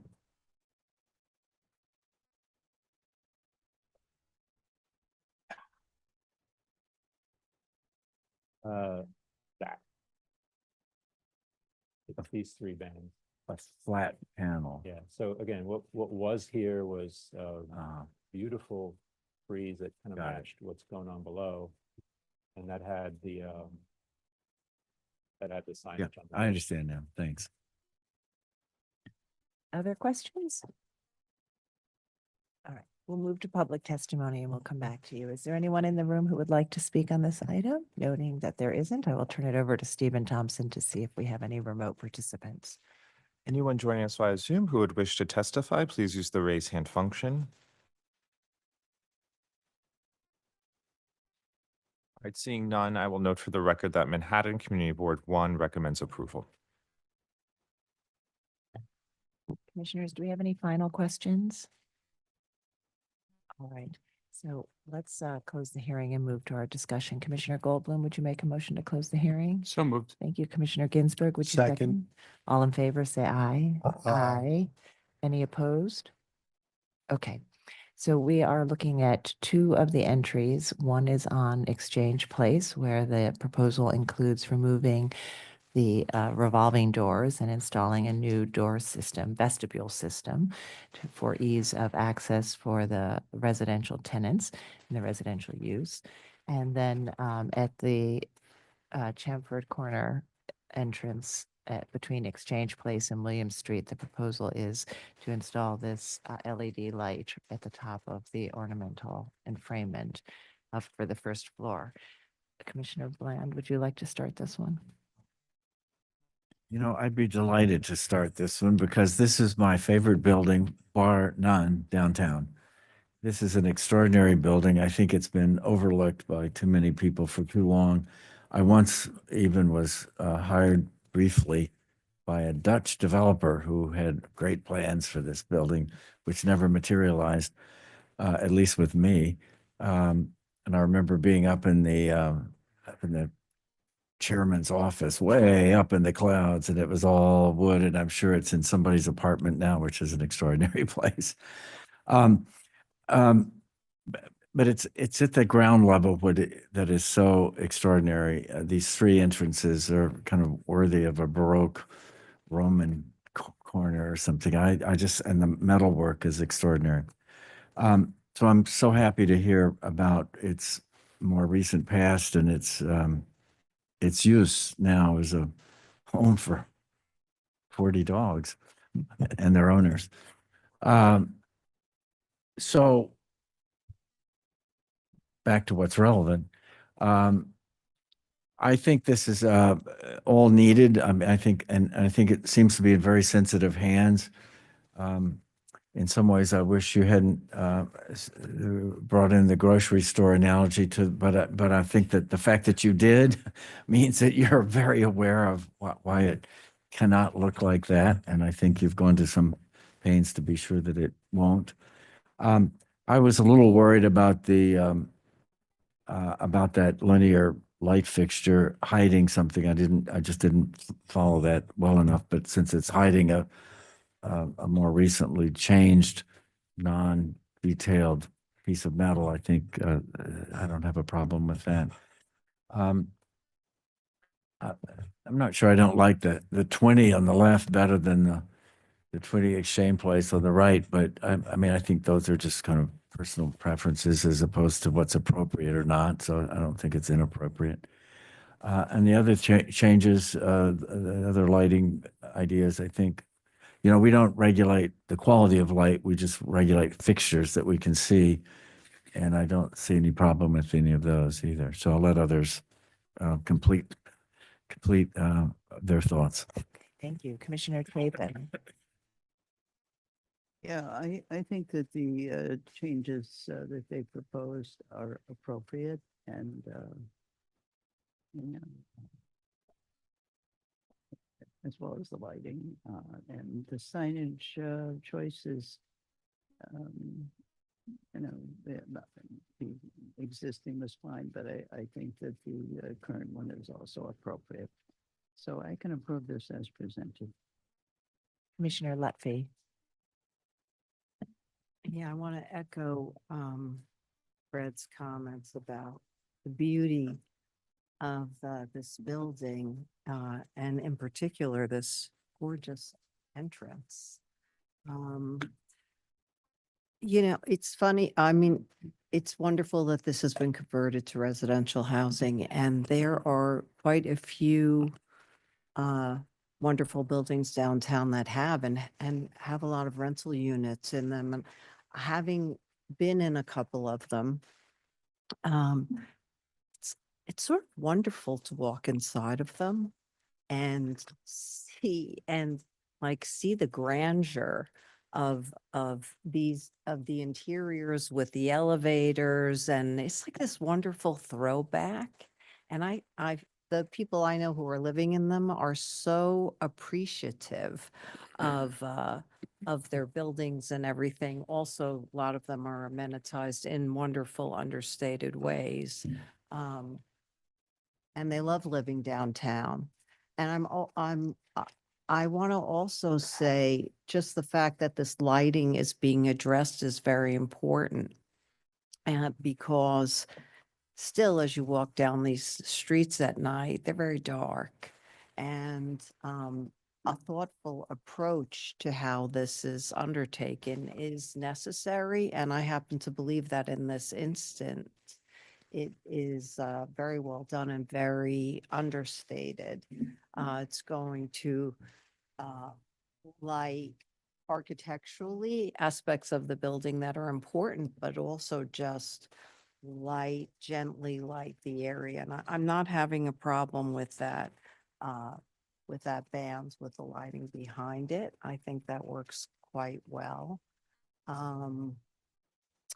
And in terms of the doors, I think the applicant has done a very good job with this. And, you know, again, a residential building, those people are coming in and out. Those doors have to move quickly, and still you can use the side doors as you need them.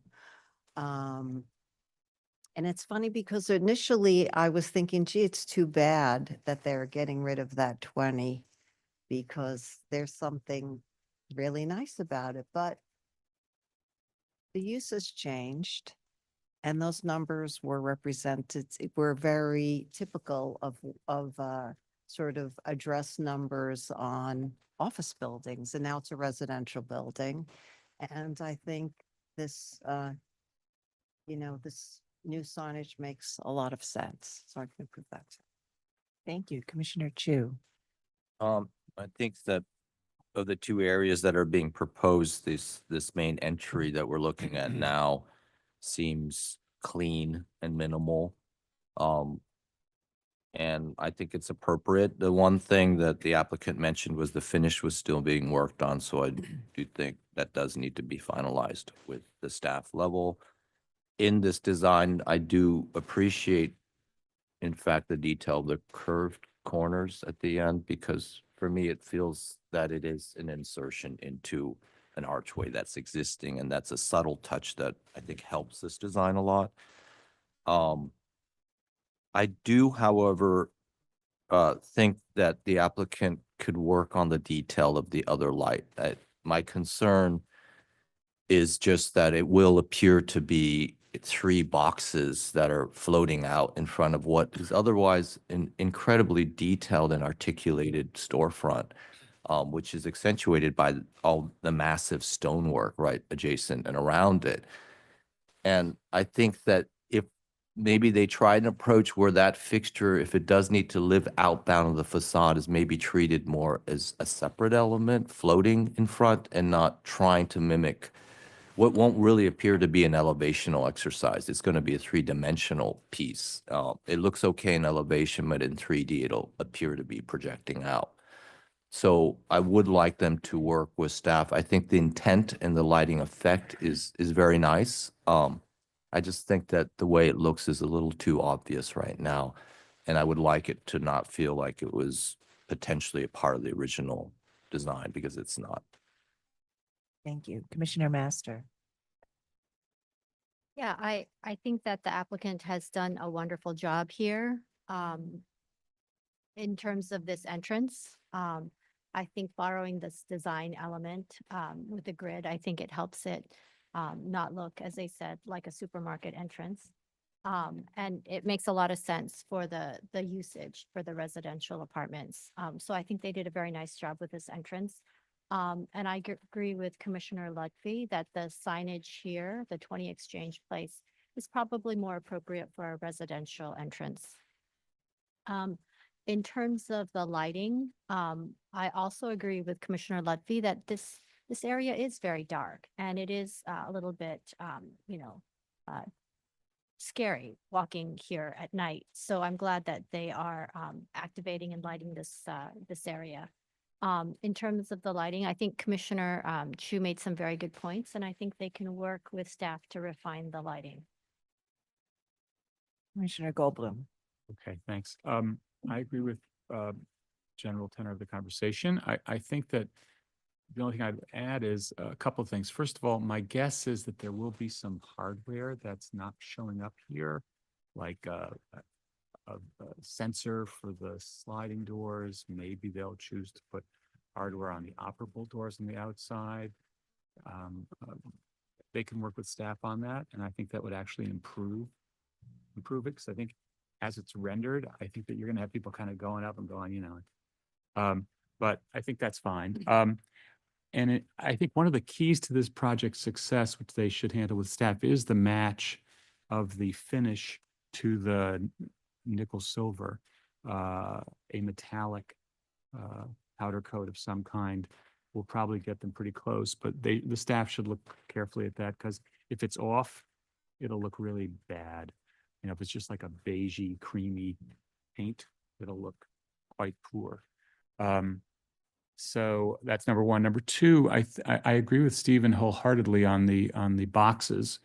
And I have two thoughts that the staff can work on that. Number one, I think that the 1 5/8 dimension can probably be brought down. I think you can probably find an LED, especially if you're not looking to pump out a lot of light, at around 3/4 of an inch to an inch. So I think that the depth would make it better. And I think that if you look at their section, they do show a really small, very shallow little panel edge that they were proposing, which I think is a good idea.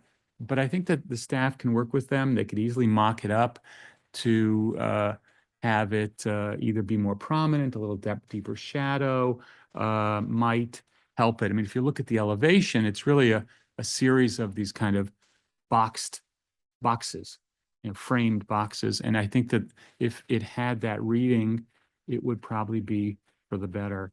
And if it were shallower, it would be also for the better. But all of those things can be worked on with staff. Commissioner Ginsburg.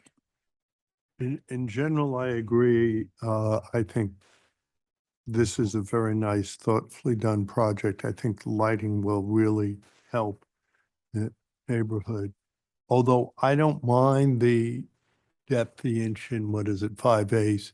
They make LED strips that are a 1/2 inch wide that may be usable to narrow it and get the same effect. But I find what was here acceptable, and they can work with staff. Commissioner Chen. Yeah, I'm just sitting here doing some background research on this building, and to Fred's comment, there are 15 types of wood just on the upper floors. So this is, and I agree with most of the comments. I think I passed by this building so many times on the way to the Wall Street subway station. And it's so understated that you don't even really appreciate how massive this building is. It's 15 to 16 story taller than Confucius Tower. And over the hundreds of dogs but you know, it really is not, the entrances are not standing out. And I think the detail, and I hope they work with the commissioner's comments about the matching of the finish, the detailing. I think you can really elevate it. And if it's a mismatch, then we're going to be in trouble. But I hope we're in good hands. Right, great, thank you. So I think we have a consensus to approve, and we'll just ask them to work with the staff on the review and approval of final samples and the final details for the lighting. In the matter of 20 Exchange Place, the City Bank Farmers Trust Company Building, an individual landmark. This is an application to modify entry doors and to install exterior accent lighting.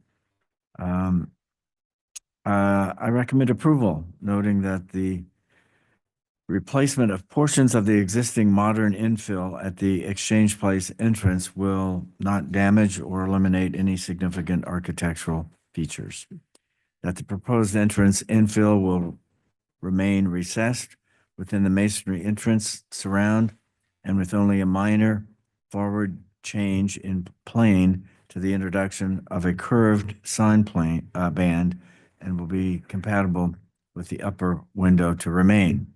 That the proportions and symmetrical arrangement of the metal and glass siding and swing doors will relate to the historic doors at the side of the recessed opening in a contemporary way. That the proposed custom finish of the new metal door assembly and existing window assembly to remain will recall the historic nickel silver finish of the original entrance infill. That the housing for concealed accent lighting at the William Street entrance will be installed in an area of plain metalwork that previously contained building identification signage and will have minimal profile and will be painted to match the surrounding metalwork. And that the proposed work will not detract from the special architectural historic character of this individual landmark. And furthermore, the applicant will work carefully with staff on details of lighting, color of metal, etc. Thank you. And Commissioner Chapin, would you second that motion? Second. Thank you. John? Chair Carroll. Aye. Vice Chair Bland. Aye. Commissioner Chapin. Aye. Commissioner Chen. Aye. Commissioner Chu. Aye. Commissioner Ginsburg. Aye. Commissioner Goldblum. Commissioner Lutfi. Aye. Commissioner Master. Aye. 9 favor, none opposed. The motion passes. It's approved. Thank you very much. We'll move to the next item. Next item is public hearing item number 5, LPC 25-07332, an application for a certificate of appropriateness in the Borough of Manhattan, Block 568, Lot 33, 5 East 10th Street in the Greenwich Village Historic District. This is a Romanesque style townhouse designed by George E. Harney and built in 1890. The application is to modify attic windows, construct an elevator bulkhead, and alter the rear facade.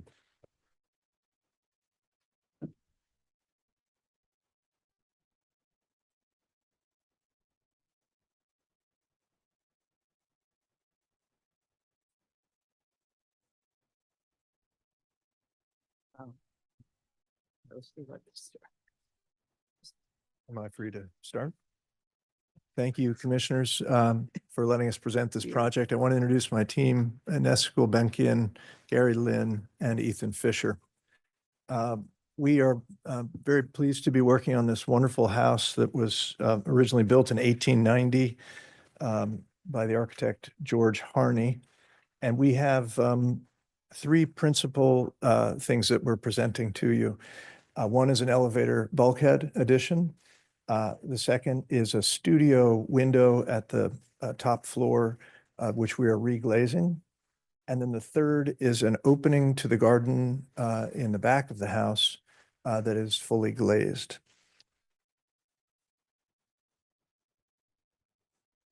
So we can just scroll through this. You can see our presentation. It's a gorgeous house in quite good shape. Original pointing, historic photographs. See the location here. A beautiful stained glass. And you can see the original wrought iron is in great shape. The house has always been well taken care of. And behind this photograph, there's a wonderful cast iron stair that goes down to the garden level. Existing and proposed of the studio window, you can see on the left, what's existing is an aluminum replacement. On the right is what we're proposing. Also, at some time in the 70s, the ornate brick Art Moderne top clear story was stuccoed over. We're proposing to restore that. And here you can see the aluminum replacement windows that we are replacing with steel, hopefully in sync with the original that you can see here. Now, there's one difference. The original was a 5-part subdivision with a clear story. And the reason we're before you today is we're trying to introduce full height casements in 4 pairs as opposed to 5 pairs. See some of the details here. Moving to a thermally broken steel sash. The second intervention is the elevator. We're using a roped elevator. It has quite a significant override such that the shaft is 22 feet above the roof. And you can see that it is visible, not from across the street, but from a distance. I think here. And then section through the shaft. And some existing roof views. Proposal is to make a roof deck accessible by the elevator. Existing and proposed roof.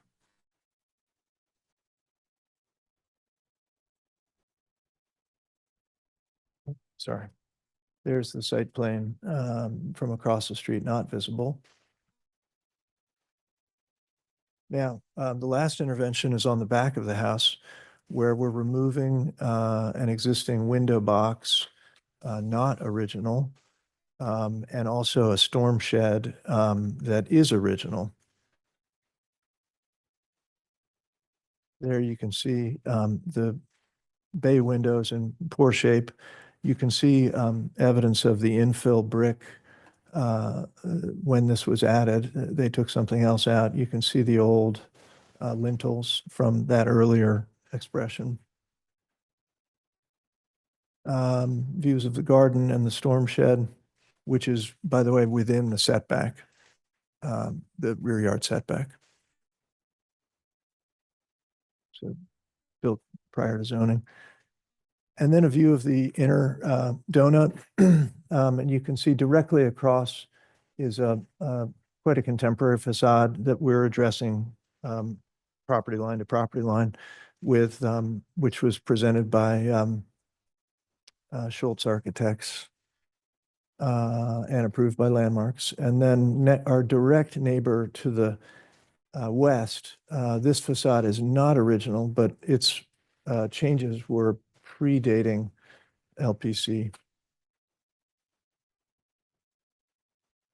And existing and proposed. So essentially punched windows. These have already been approved by staff level review. We are cleaning up the openings and making them more orderly.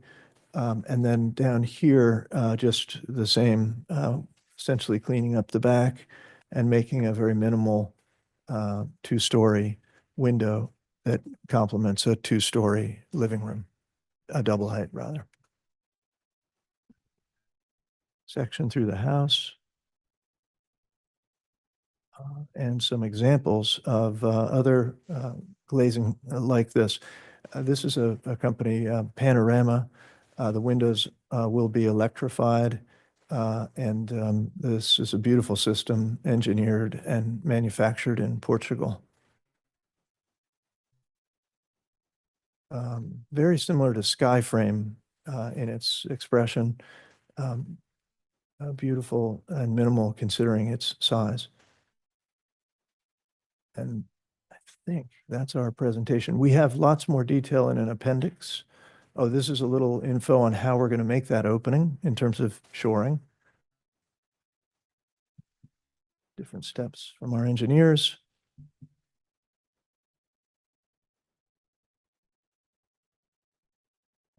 Thank you. And we do have some questions. Commissioner Chen, followed by Commissioner Goldblum, and then Commissioner Ginsburg. Can you just explain the logic behind the use of this type of elevator, and have you explored the other ones?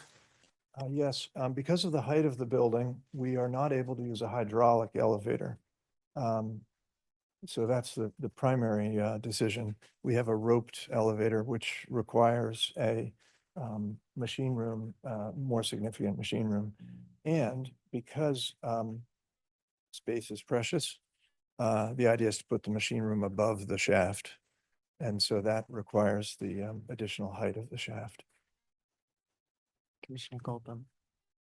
Okay. Commissioner Ginsburg. Same question, but did you look at a machine roomless elevator, which would negate requiring having to build the machine room? Machine roomless elevator. I'm not aware of one, but we are researching.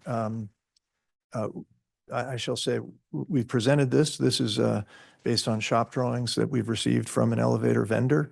But we are looking at ways that we can. Okay, all the major manufacturers make machine roomless elevators where the machinery is part of the car, and then you don't need the same overrun you have here. So I would look at that. Besides the elevator cab. But They may be doing a tiny cab though. that may be the issue, I but think that might be the thing. We've researched a great deal of elevators in terms of trying to make something that's not too big for the house, and that minimizes the amount of equipment that we have to house. And the most efficient thing we found is to put the machine room directly above the shaft, but it does require a taller shaft. thank you. Other questions? See if we have any testimony. We'll come back to you in a minute. Is there anyone in the room who would like to speak on this item? Noting that there isn't, I will turn it over to Stephen Thompson to see if we have any remote participants. Thank you. Anyone joining us via Zoom who would like to speak, please use the raise hand function. Right, seeing none, I will note that Manhattan Community Board 2 recommends mixed approval, approving of all work except the basement and parlor floor window, unless they are altered to offer divisions to define the separation of the two floors and break up the large expanse of glass with some reference to historic design and detailing.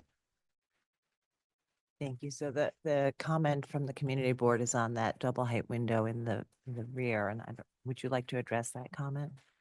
Yes, I realize I skipped over this section, which was a mistake. You can see we've made this beautiful double height space in the back. And while I understand the desire to introduce a horizontal, our team thought it really looked better visually without the horizontal, without a spandrel. So that was our, in the spirit of clean lines and making this a minimal contrast to the historic, we thought it would be best to not try to imitate the spandrel. And can you just provide again the photos of the immediate context? I know the block is a mixed block with some larger buildings. So 4 subdivisions similar to ours directly across. So our property line, this is actually a view out of the top floor of this house, 5 East 10th, looking to 11th Street. And then if we pan to the west, there's a co-op building. And if we come all the way around the corner, this is the other side of the donut, which is just the building to the west of us. And then if we pan the other way, you can see there's quite a beautiful townhouse expression here. And then all the way around to our direct neighbor is this add-on in the back. All of this is within the setback, so not possible today. The setback line is right here. oddly exactly where our rear building line is, but for that storm shed that we're removing. Okay, and then your garden wall is it a brick wall and then a fence on top of it? Or I'm just looking at the bottom photo. Existing garden wall. No, Just trying to understand the view of this double height window from within the space. yes, that's existing. So how tall is that altogether? Yeah. Back to the second floor. So if I see this little point right here, that corresponds to, that's the party wall. Yes.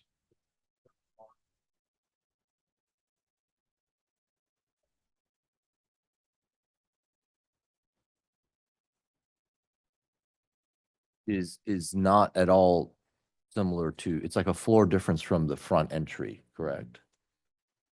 Correct. Yes. The garden is one floor down. Down, because your lower levels in fact classified as a cellar. It's not even a basement. Yeah. Okay, because it's of the- more below grade than above grade. Exactly.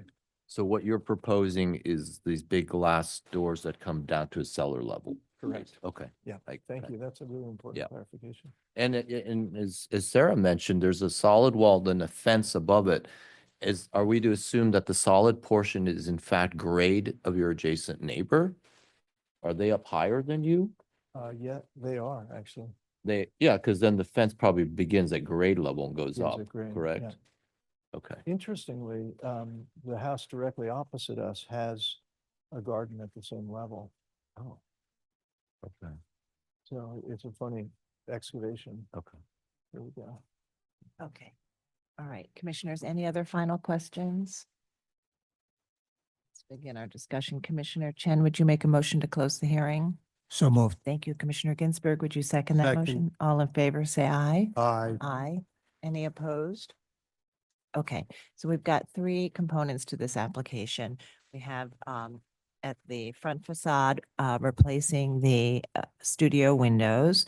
At the roof, the elevator bulkhead, which is not seen over the front facade, but is seen from long views in the context of other rooftop accretions or against the backdrop of the taller apartment building in the distance. And then the third component is to modify the lower two floors to create the double height opening. Commissioner Chu, would you like to start this one? Sure. Okay, so going through the items, the three items that you just mentioned, I think that from the front facade, the studio window replacement seems appropriate to me. The existing condition is not the historic condition. More or less just replacing that within an existing masonry historic opening. I'm a bit concerned about this bulkhead just because of its sheer height. I think the one view that you showed okay, there. I mean, the thing that I'm not able to determine is what would have been the alternate, as Mark had mentioned, a machineless elevator system would probably incur a different plan, but is that challenging to look at that potential? It's just something I think that I would like to at least have seen the option to know what effect it would have on the skyline and the projection vertically. I'd like to hear what my fellow commissioners think about that. Moving on to the rear facade, I feel that because of the height of this building and because of the sunken condition of the cellar, I don't have an issue with the contemporary insertion and the glazed opening within that masonry in the bottom portion of the building. And as I was saying, because it does feel that it's sunken in the lower portion, I don't think that that is a big distraction or detrimental to the views from the neighbors. Above, I did question why that third floor or second floor windows were being changed, but I think that what's being shown is minimal, rational, and is in keeping with the facade above. I don't have an issue with that. Okay, and just to be clear, it's only the lower two floors that we're looking at. The window changes on the upper floors are eligible for a staff. Oh, level approval. okay, fine.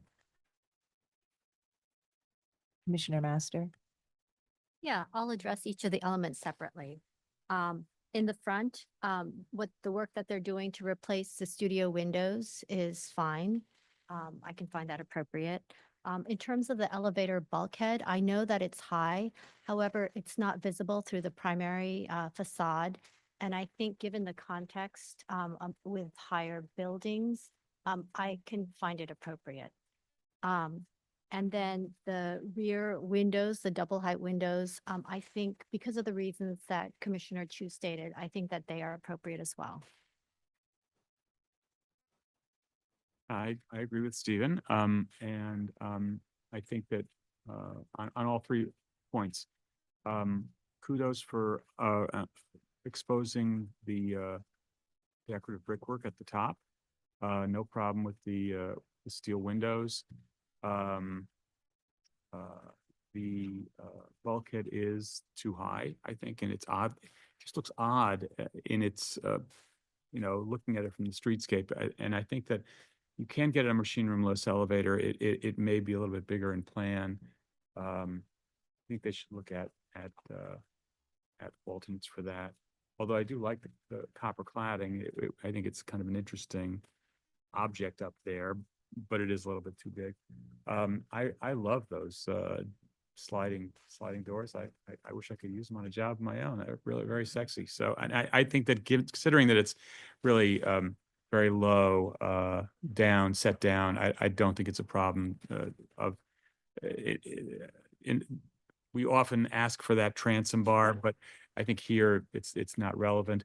I do have one suggestion that they can look at with staff.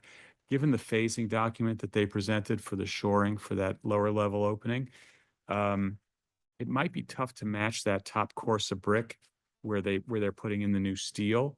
And I understand why they want that opening to look different, but it may work out that it's a better detail to have a stone header there instead of the brick infill header. I think if they can get a good match, the minimal opening would be fine, but if it's going to look weird or pop, I think that a stone header would probably be the better way to go. Commissioner Ginsburg? I agree with my fellow commissioners. In general, I think this is a fine project. It's great at the front that you're exposing the original brickwork. I think you should work with staff to either show there's no alternative elevator with a bulkhead this high or find an alternative elevator that can lower the bulkhead. And I agree with Commissioner Goldblum, the rear window doors are pretty elegant and I think appropriate. Commissioner Chen? Yeah, I'm in agreement with the comments as well. I think the front, the fact that they're restoring, and I think the casement window is very appropriate up there, and would be restoring the original work. I love the comment of Commissioner Chu and Michael and Ginsburg about, looking at matching the brickwork at the rear. But the bulkhead, I hope that they can work with staff their way to minimize it. It is a bit too tall, and if we can reduce it, that'll be great. Vice Chair Bland? Yeah, I'm okay with all 3 interventions. The elevator override is high, but I think given that it's not visible right on, but from an oblique angle only, and at least from one side against a much taller building, and the fact that it's covered in copper, I think is fine. The doors, even though they're not made in America, they will be very elegant and appropriate. Commissioner Chapin? I'm okay with the studio windows, and I agree that the bulkhead should be reduced if that's possible to do. I had actually some concern about the rear windows because normally we don't have, this interrupted stained glass. It's, I realize it's a special installation.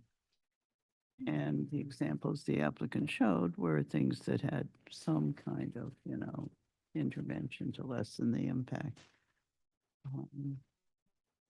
However, sounds like the architects in the panel feel that they are an elegant solution, so I guess I will support them as well. Commissioner Lutfi. I think the applicant has done a very good job here on the front facade. I think it's so wonderful that they're restoring the facade, and they're restoring the cornice, and they are replacing these aluminum windows with steel windows. I think it fits very well into the facade. I am in concurrence about working with the staff on the elevator bulkhead to see if there is a way to reduce the height. And it is true what Diana said, that normally we don't really approve such a large window span. In the back, we look for some kind of division that speaks more to the traditional heights on the back. But I think, given the sunken floor situation here that Commissioner Chu mentioned, I can also approve this. I also think that Michael made a good suggestion. When he stated his concern about, sort of matching the brick, and said it might be a better idea to do a stone header here. I think also we would tie the back in nicely. So I would look at that and work with staff on it. Thank you. All right, so I think we can make a motion to approve it with the condition that they work with the staff to explore the feasibility of lowering the elevator bulkhead, and that they work closely with the staff on the detail for the header of the opening to ensure that either the brick matches or that it's another stone material that matches other lintels on the facade. A clarification. If they find that they can't lower it or choose not to change the size of the elevator in the house plan because they don't want to or it screws things up, are we saying that it's okay to go as it was? I think that most commissioners felt that it could be explored if possible. If it was possible to lower it, then we would lower it. I think if, for example, the plan has a very large impact on their floor plan and usability, and doesn't have that, and the overall height doesn't have that much of doesn't make that much of a difference in the visibility, then we'll give the staff the discretion to work with them on that and make that decision. Okay, okay.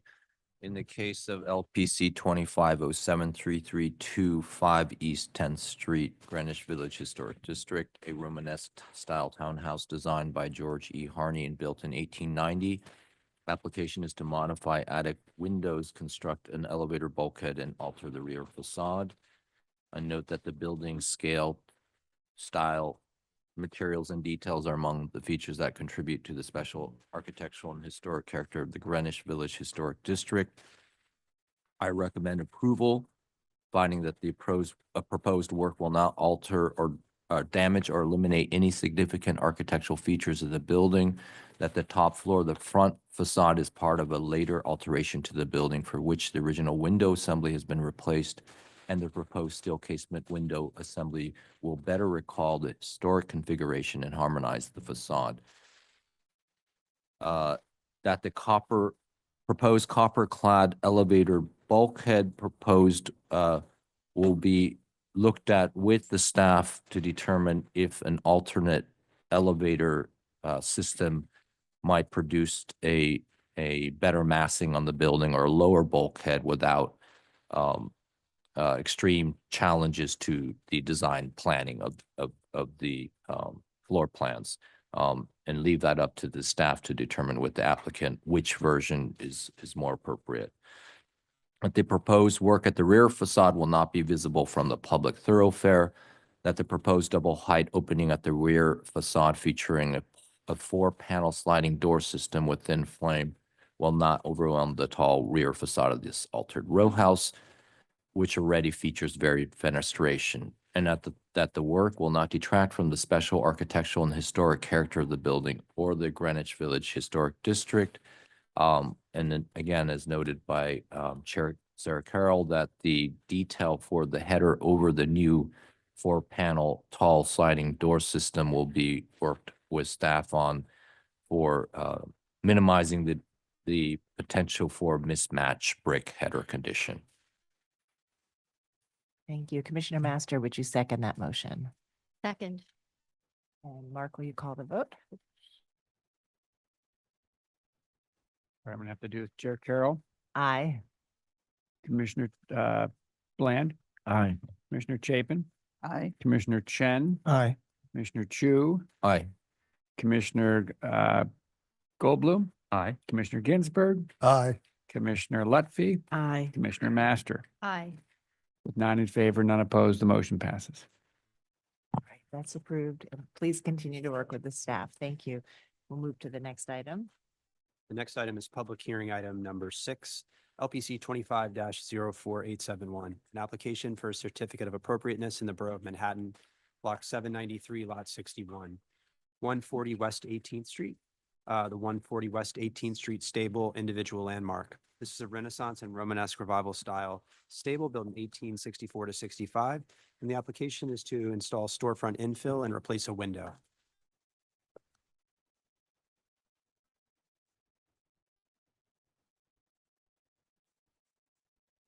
Good morning, everyone. My name is Billy Georgopoulos. I'm the architect on this project, and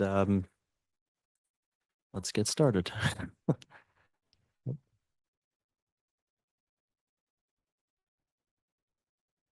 Okay. So this is an existing garage on the first floor, and it's a keto studio on the second floor. We're planning on modifying let me skip the elevation. We're planning on modifying the entrance into the garage and into a storefront in order to convert it into retail space. And we're also modifying the access on the side of the building to the second floor. We're introducing a stair here. This is our proposed elevations. We matched the adjacent buildings. There's a few similar buildings down the block, which we have on other slides. We're replacing this door with a wood door. We're matching the arched opening, and we'll try to match everything to the historic nature of the building as it was originally built. Within the infill of the garage door opening, we are adding a recessed storefront. We want to try to mimic a carriage door opening, similar to how it was built originally. We want to try to pull it back as far off the facade as we can to maximize the glazed area. The opening here on the side, we're just replacing it with similar mullion, similar glazing as the storefront to match. We're not modifying the opening. This is a floor plan of the existing space. These are some sections of the storefront. Tried to pick a 2.5-inch mullion, but it is a fairly large opening. The doors here will be a little bit less than 9 feet tall, so we have to keep that in mind. This is a sample of the section of the wood door on the side that we'll be recreating from some similar doors down the block. This is 126 West 18th Street. This is the building that we will be trying to mimic. So this is a painted facade, which we would like to match. The windows above we're proposing to match the same green. So basically, we want to match the same building to bring it back to what it was before. These are some close-ups of the storefront on this facade, on the sample facade. They used clear anodized aluminum on the storefront material. We're proposing black. And this is one other adjacent building. These are some pictures of the historic doors from tax map photos. This is a close-up of the building we're looking to mimic. And these are just the colors that we're proposing to use. So it'll be the windows, the base of the building, and the borders and some trims. That's the end. Thank you. Fairly a small proposal. Okay, we have some questions. Commissioner Chu? Can you explain why you need two doors right next to each other? So this one is the secondary exit from the second floor space. Oh, so there's a stair that goes up. Yes, that's right. I see, sorry. And then it's a separate unit. Yes. Okay. Thank you. Other questions? Sure. All right, I think we'll move to public testimony, and I'll note that there is no one in the hearing room to speak on this item, so I will turn it over to Dina to see if we have any remote participants. Thank you, Chair Carroll. We don't have any advanced signups for this item. I have some hands raised online. So we're hearing first from Christina Conroy. I'm promoting you to speaker. Please unmute and state your name for the record, and you may begin. Okay, there's no audio and no video. Okay, that's fine. So good afternoon, commissioners. I'm Christina Conroy for the Victorian Society in New York. Now, this row of 9 stable buildings is considered so important that the commission designated them as individual landmarks despite significant alterations, especially to the ground floors. For the most part, this proposal is restorative. The work includes the appropriate restoration of the entrance door and the masonry at the left bay, and the recreation of the masonry piers flanking the original carriage entrance at the center bay. However, the proposed infill at the center and right bays is not appropriate. It doesn't reflect the historic design of these bays in materials, details, or configuration. In a small building, installing such a large area of nonconforming modern infill will detract from its character and is a missed opportunity. Using wood framing with the appropriate proportions and heft for a Romanesque revival building and giving the center carriage bay a symmetrical configuration would be a good start towards the appropriate design. Thank you, commissioners.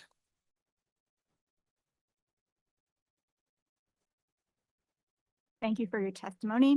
Next up, we'll be hearing from Lucy Levine. Lucy Levine, I'm promoting you to panelist now.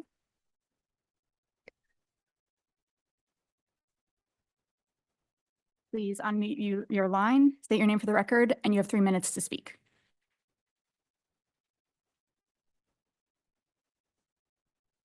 My name is Lucy Levine. I'm speaking on behalf of the Historic Districts Council. HDC appreciates where this proposal is headed. We commend the proposed side door in the left bay and appreciate the restoration of the brick piers. We believe that further articulation of the fenestration would improve the application. Thank you.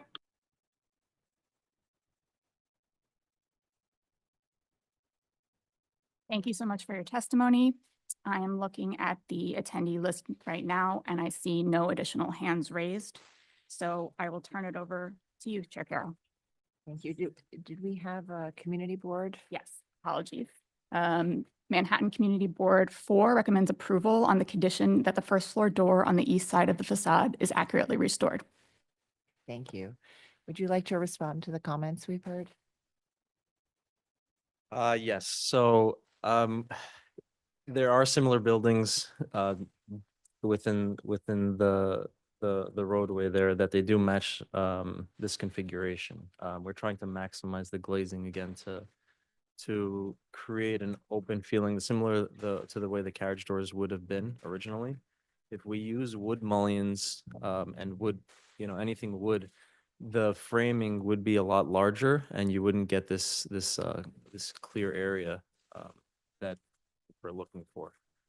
We did match the mullion across the bend over here, so it kind of continues it across. We are not modifying this fenestration opening, so we understand that it doesn't match exactly to the neighboring buildings, but this is what we have. This is what was originally there. As far as centering out the door, again, this would modify the glazed area of the of this window and entry, and it'd actually create more mullions. You would actually break it up more. So these are our responses. All right, thank you. Commissioners, do we have any final questions? Let's, yes, go ahead. On the proposed side on the right, Yes. there's a brick pier between the door and the new opening Yes. that doesn't seem to appear on the left. Is that just because the garage door is hiding? It's twofold. The garage door is hiding it a little bit, and they did cut it back a little bit more. So we will be carrying down these piers all the way down. So that's new brick. in That's there. new brick, All right, I'm yes. sorry if I missed that originally. Okay, thanks. Okay. All right, so let's move to close the hearing. Commissioner Lutfi, would you make a motion to close the hearing? So moved. Thank you, Commissioner Chu. Would you second that motion? Second. All in favor, say aye. Aye. Any opposed? All right, the hearing is closed. So this is an application to modify this already altered base by restoring the piers around the door to the upper floors, which is on the left, and then and doing a door that recalls the historic door in that opening, and then installing very transparent infill within the other two openings. And I would point out that when the commission has reviewed storefront infill in former carriage houses or firehouses, we've often that are both in historic districts and individually designated, we have allowed for transparent infill because it recalls the kind of open nature of these buildings and the utilitarian nature of things going in and out. And in some cases, we've also approved solid doors in front of something that's very transparent. So that gives you a little bit of context in which to evaluate this proposal. Commissioner Goldblum, would you like to start? Sure. I think this is generally a quite nice proposal and find it to be appropriate. The only suggestion I would have is I think that the alignment of the storefront header with the stone detailing, which they're restoring, thankfully, I think it would, given the importance of that opening, maybe just explore with staff to thicken that header so that it matched the dimension of the trim or the stone trim. I think it would help it tie it together and not harm anything functionally, but otherwise I think it's fine. Thank you. Commissioner Ginsburg. In general, I agree with Commissioner Goldblum. One or two comments working with staff. It might be possible to switch the new door in the big garage door opening so that it's away from the existing, so there's just a little more space between the doors. And normally I think thinner is better, but in this case, somewhat thicker framing might fit in better. And if one looks at the other buildings on the block, the framing seems to be a little thicker for wood, but I can approve this as is. Okay. Commissioner Chen.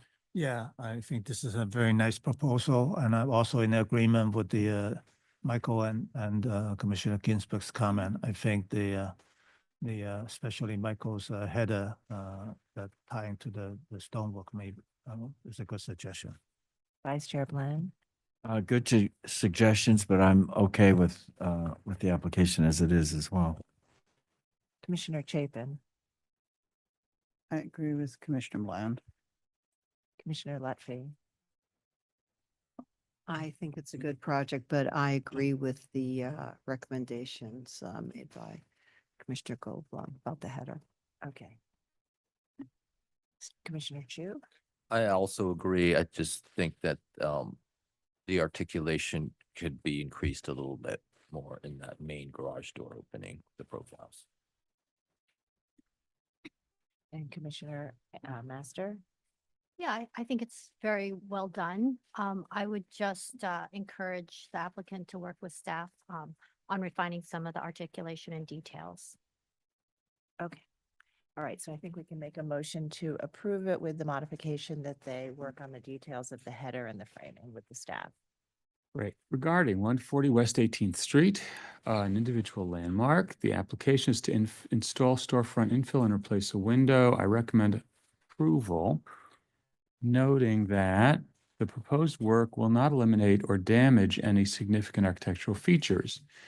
The restoration of the arched opening and installation of green painted wood entrance infill at the easternmost bay at the base of the building will recall the historic infill in terms of basic design and will bring the facade closer to its historic appearance.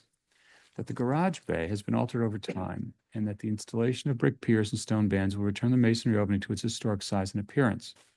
That the installation of black finished metal storefront infill recessed within the modified garage bay will facilitate the adaptive reuse of this historic stable building and will maintain an open character consistent with the building's historic uses and operational stable. That the westernmost bay at the base of the building historically contained a pair of arched windows and was modified with the installation of a multi-lighted industrial window prior to the 1940s tax photograph. Therefore, the installation of black finished metal window will not disrupt a historic fenestration pattern at the base of the building, and the applicant will work with staff to enhance the detailing of the garage bay storefront insert to have it harmonize better with the historic conditions of the building. Thank you. And Commissioner Master, would you second that motion? Second. All right, thanks. Mark, will you call the vote? Chair Carroll, Aye. Commissioner Bland, Aye. Commissioner Chapin, Aye. Commissioner Chen, Aye. Commissioner Chu, Aye. Commissioner Ginsburg, Aye. Commissioner Goldblum. Aye. Commissioner Lutfi, Aye. Commissioner Master. Aye. With 9 in favor, none opposed, the motion passes. That's approved, and please continue to work with the staff. We'll move on to the next item and the final item. Next and last item is public hearing item number 7, LPC 25-07080. Application for a certificate of appropriateness in the Borough of Manhattan, Block 1227, Lot 1, 400 West End Avenue in the Riverside West End Historic District, Extension 1. This is an Art Deco style apartment building designed by Margun and Holder and built in 1930 to 31, and the application is to replace windows. Okay, good afternoon, everyone. Thank you. My name is Ryan with Panorama Windows, Ryan Coxon, and we are proposing the replacement of 4 windows on the 3rd floor of the primary facade of the building. This is the floor plan layout. We have the 4 windows on the south facade. And for reference, we've attached 2 previous PMWs for this building, proposing the same scope, which is replacing in-kind to 1/1 double-hung windows, which are existing, non-conforming to historic, but these are the 2 previous permits.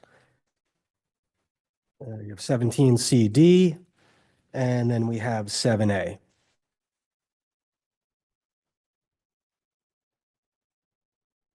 Okay, so we have here highlighted the 4 openings right here on the 4th floor of the building. The historic tax photo, as you know, shows the original casement configurations. We are proposing a bronze exterior, which is a factory baked on finish to match the existing facade and the other windows that were approved previously on the group purchase. Just some more additional photos here for reference. The south facade again is where the work is taking place. For reference, we've also included the West End Avenue facade here, so you can see the abundance of 1/1 double hung windows. And they were all replaced around the 80s, I believe it was. And for our proposed elevations here, we have 4 1/1 double hung windows and replacing in kind. We have some interior photos and we have some exterior photo close up as well. For our section details, we're showing the existing aluminum replacement window with an aluminum trim on the exterior, and we are going full brick to brick and using a smaller aluminum exterior snap trim at the head. And we're also showing that at the jambs, which you'll see in the horizontal details here.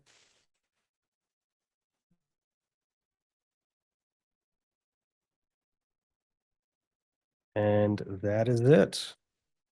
Thank you. Any questions? Yes, no? Okay, thought I saw a question. And I'll note that there is no one in the hearing room to speak on this item, so I'll ask Dana if we have any remote participants. Thank you, Chair Carroll. We received no signups, or one sign up in advance. We will be hearing first from Megan Fitzpatrick of Landmarks West. Megan, I'm promoting you to panelist now. Please state your name for the record, and you have 3 minutes to speak.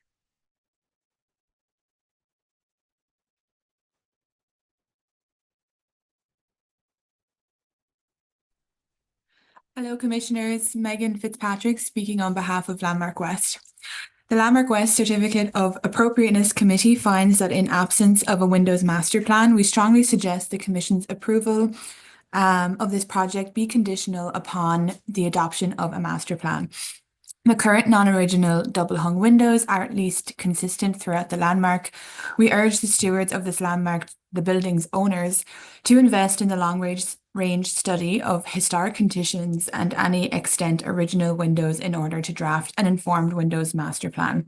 This will ensure consistency in keeping with the landmark site and be beneficial to the owners in the long run, ensuring the efficiency for all future windows applications while maintaining the building's integrity and market value. Our Certificate of Appropriateness Committee urges the Commission to take no action, and our committee suggests that the applicant prepare a Windows master plan. Thank you. Thank you for your testimony. If anyone else joining us remotely would like to speak, please use the raise hand function now. I'm looking through our attendee list and I don't see any additional hands raised. I will note for the record that Community Board 7 recommends approval, and we received written testimony from Landmarks West and 1 additional individual. With that, I'll turn it back to you, Chair Carroll. Right, thank you very much. And so before I turn it back to you, I will note that as we've discussed in the past, the Commission cannot compel the building owner to create a master plan. It is a very useful tool for building owners because it allows for more efficient review in the future. But we can't compel it, but we'll certainly pass the message on to urge that they consider it. And then I'll turn it to you to see if you'd like to add anything else at this time. Sure, thank you. I fully agree with the concept of a master plan, and I've proposed it myself to the building. I've proposed it to my shareholder that I'm working with, the building super, who's heavily involved in this project and others. And according to them, the board is just not for it. And I think they just need a little more education, which I've offered to provide to them. But I haven't gotten that far yet. So I completely agree with master plan. I'm fully on board, but unfortunately at this point, the co-op is not. So, but I'll continue to work with them. Thank you. All right. Right, Commissioners, any final questions?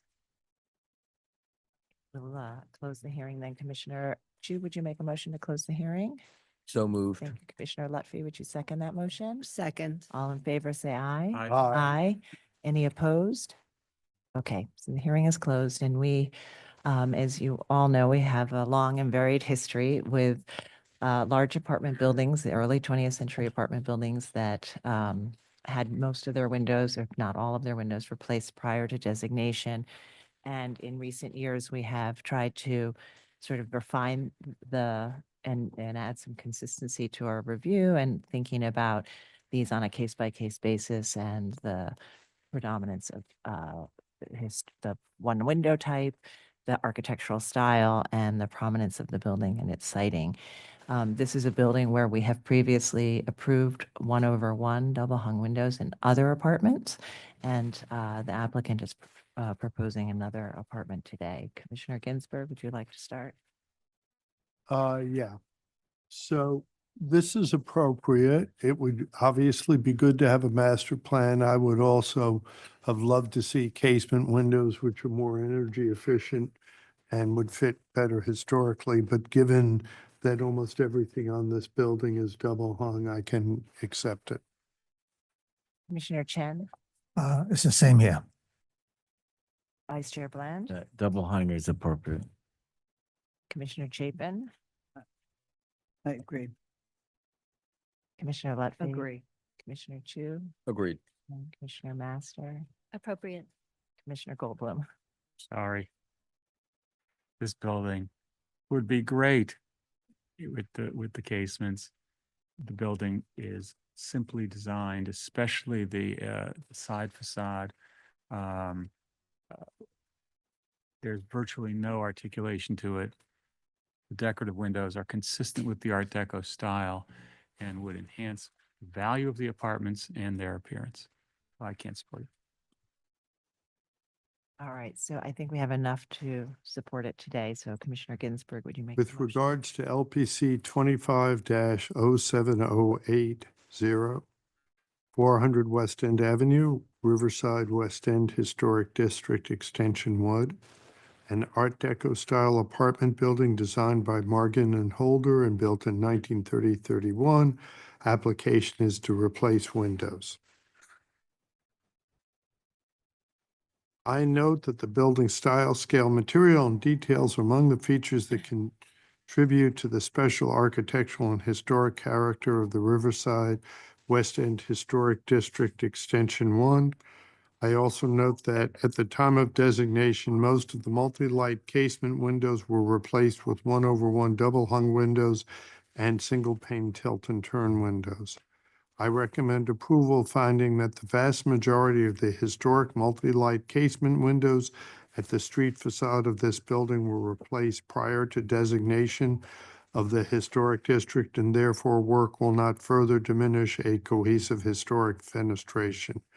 That the existing 1/1 double hung windows to be removed are not historic, therefore the work will not eliminate any significant historic fabric. That the proposed dark brown finished metal 1/1 double hung windows will be consistent with windows historically found at other buildings of this type and age in the historic district. That the proposed 1/1 double hung windows will maintain a unified fenestration pattern at the building's facade, and the work will not detract from the special architectural and historic character of the building or the Riverside West End Historic District Extension 1. And Commissioner Chen, would you second that motion? Second. And Mark, will you call the vote? Chair Carroll, Aye. Commissioner Bland, Commissioner Chapin, Aye. Commissioner Chen, Aye. Commissioner Chu, Aye. Commissioner Ginsburg, Aye. Commissioner Goldblum, No. Commissioner Lutfi, Aye. Commissioner Master. Aye. With 8 in favor, and 1 opposed, the motion passes. All right.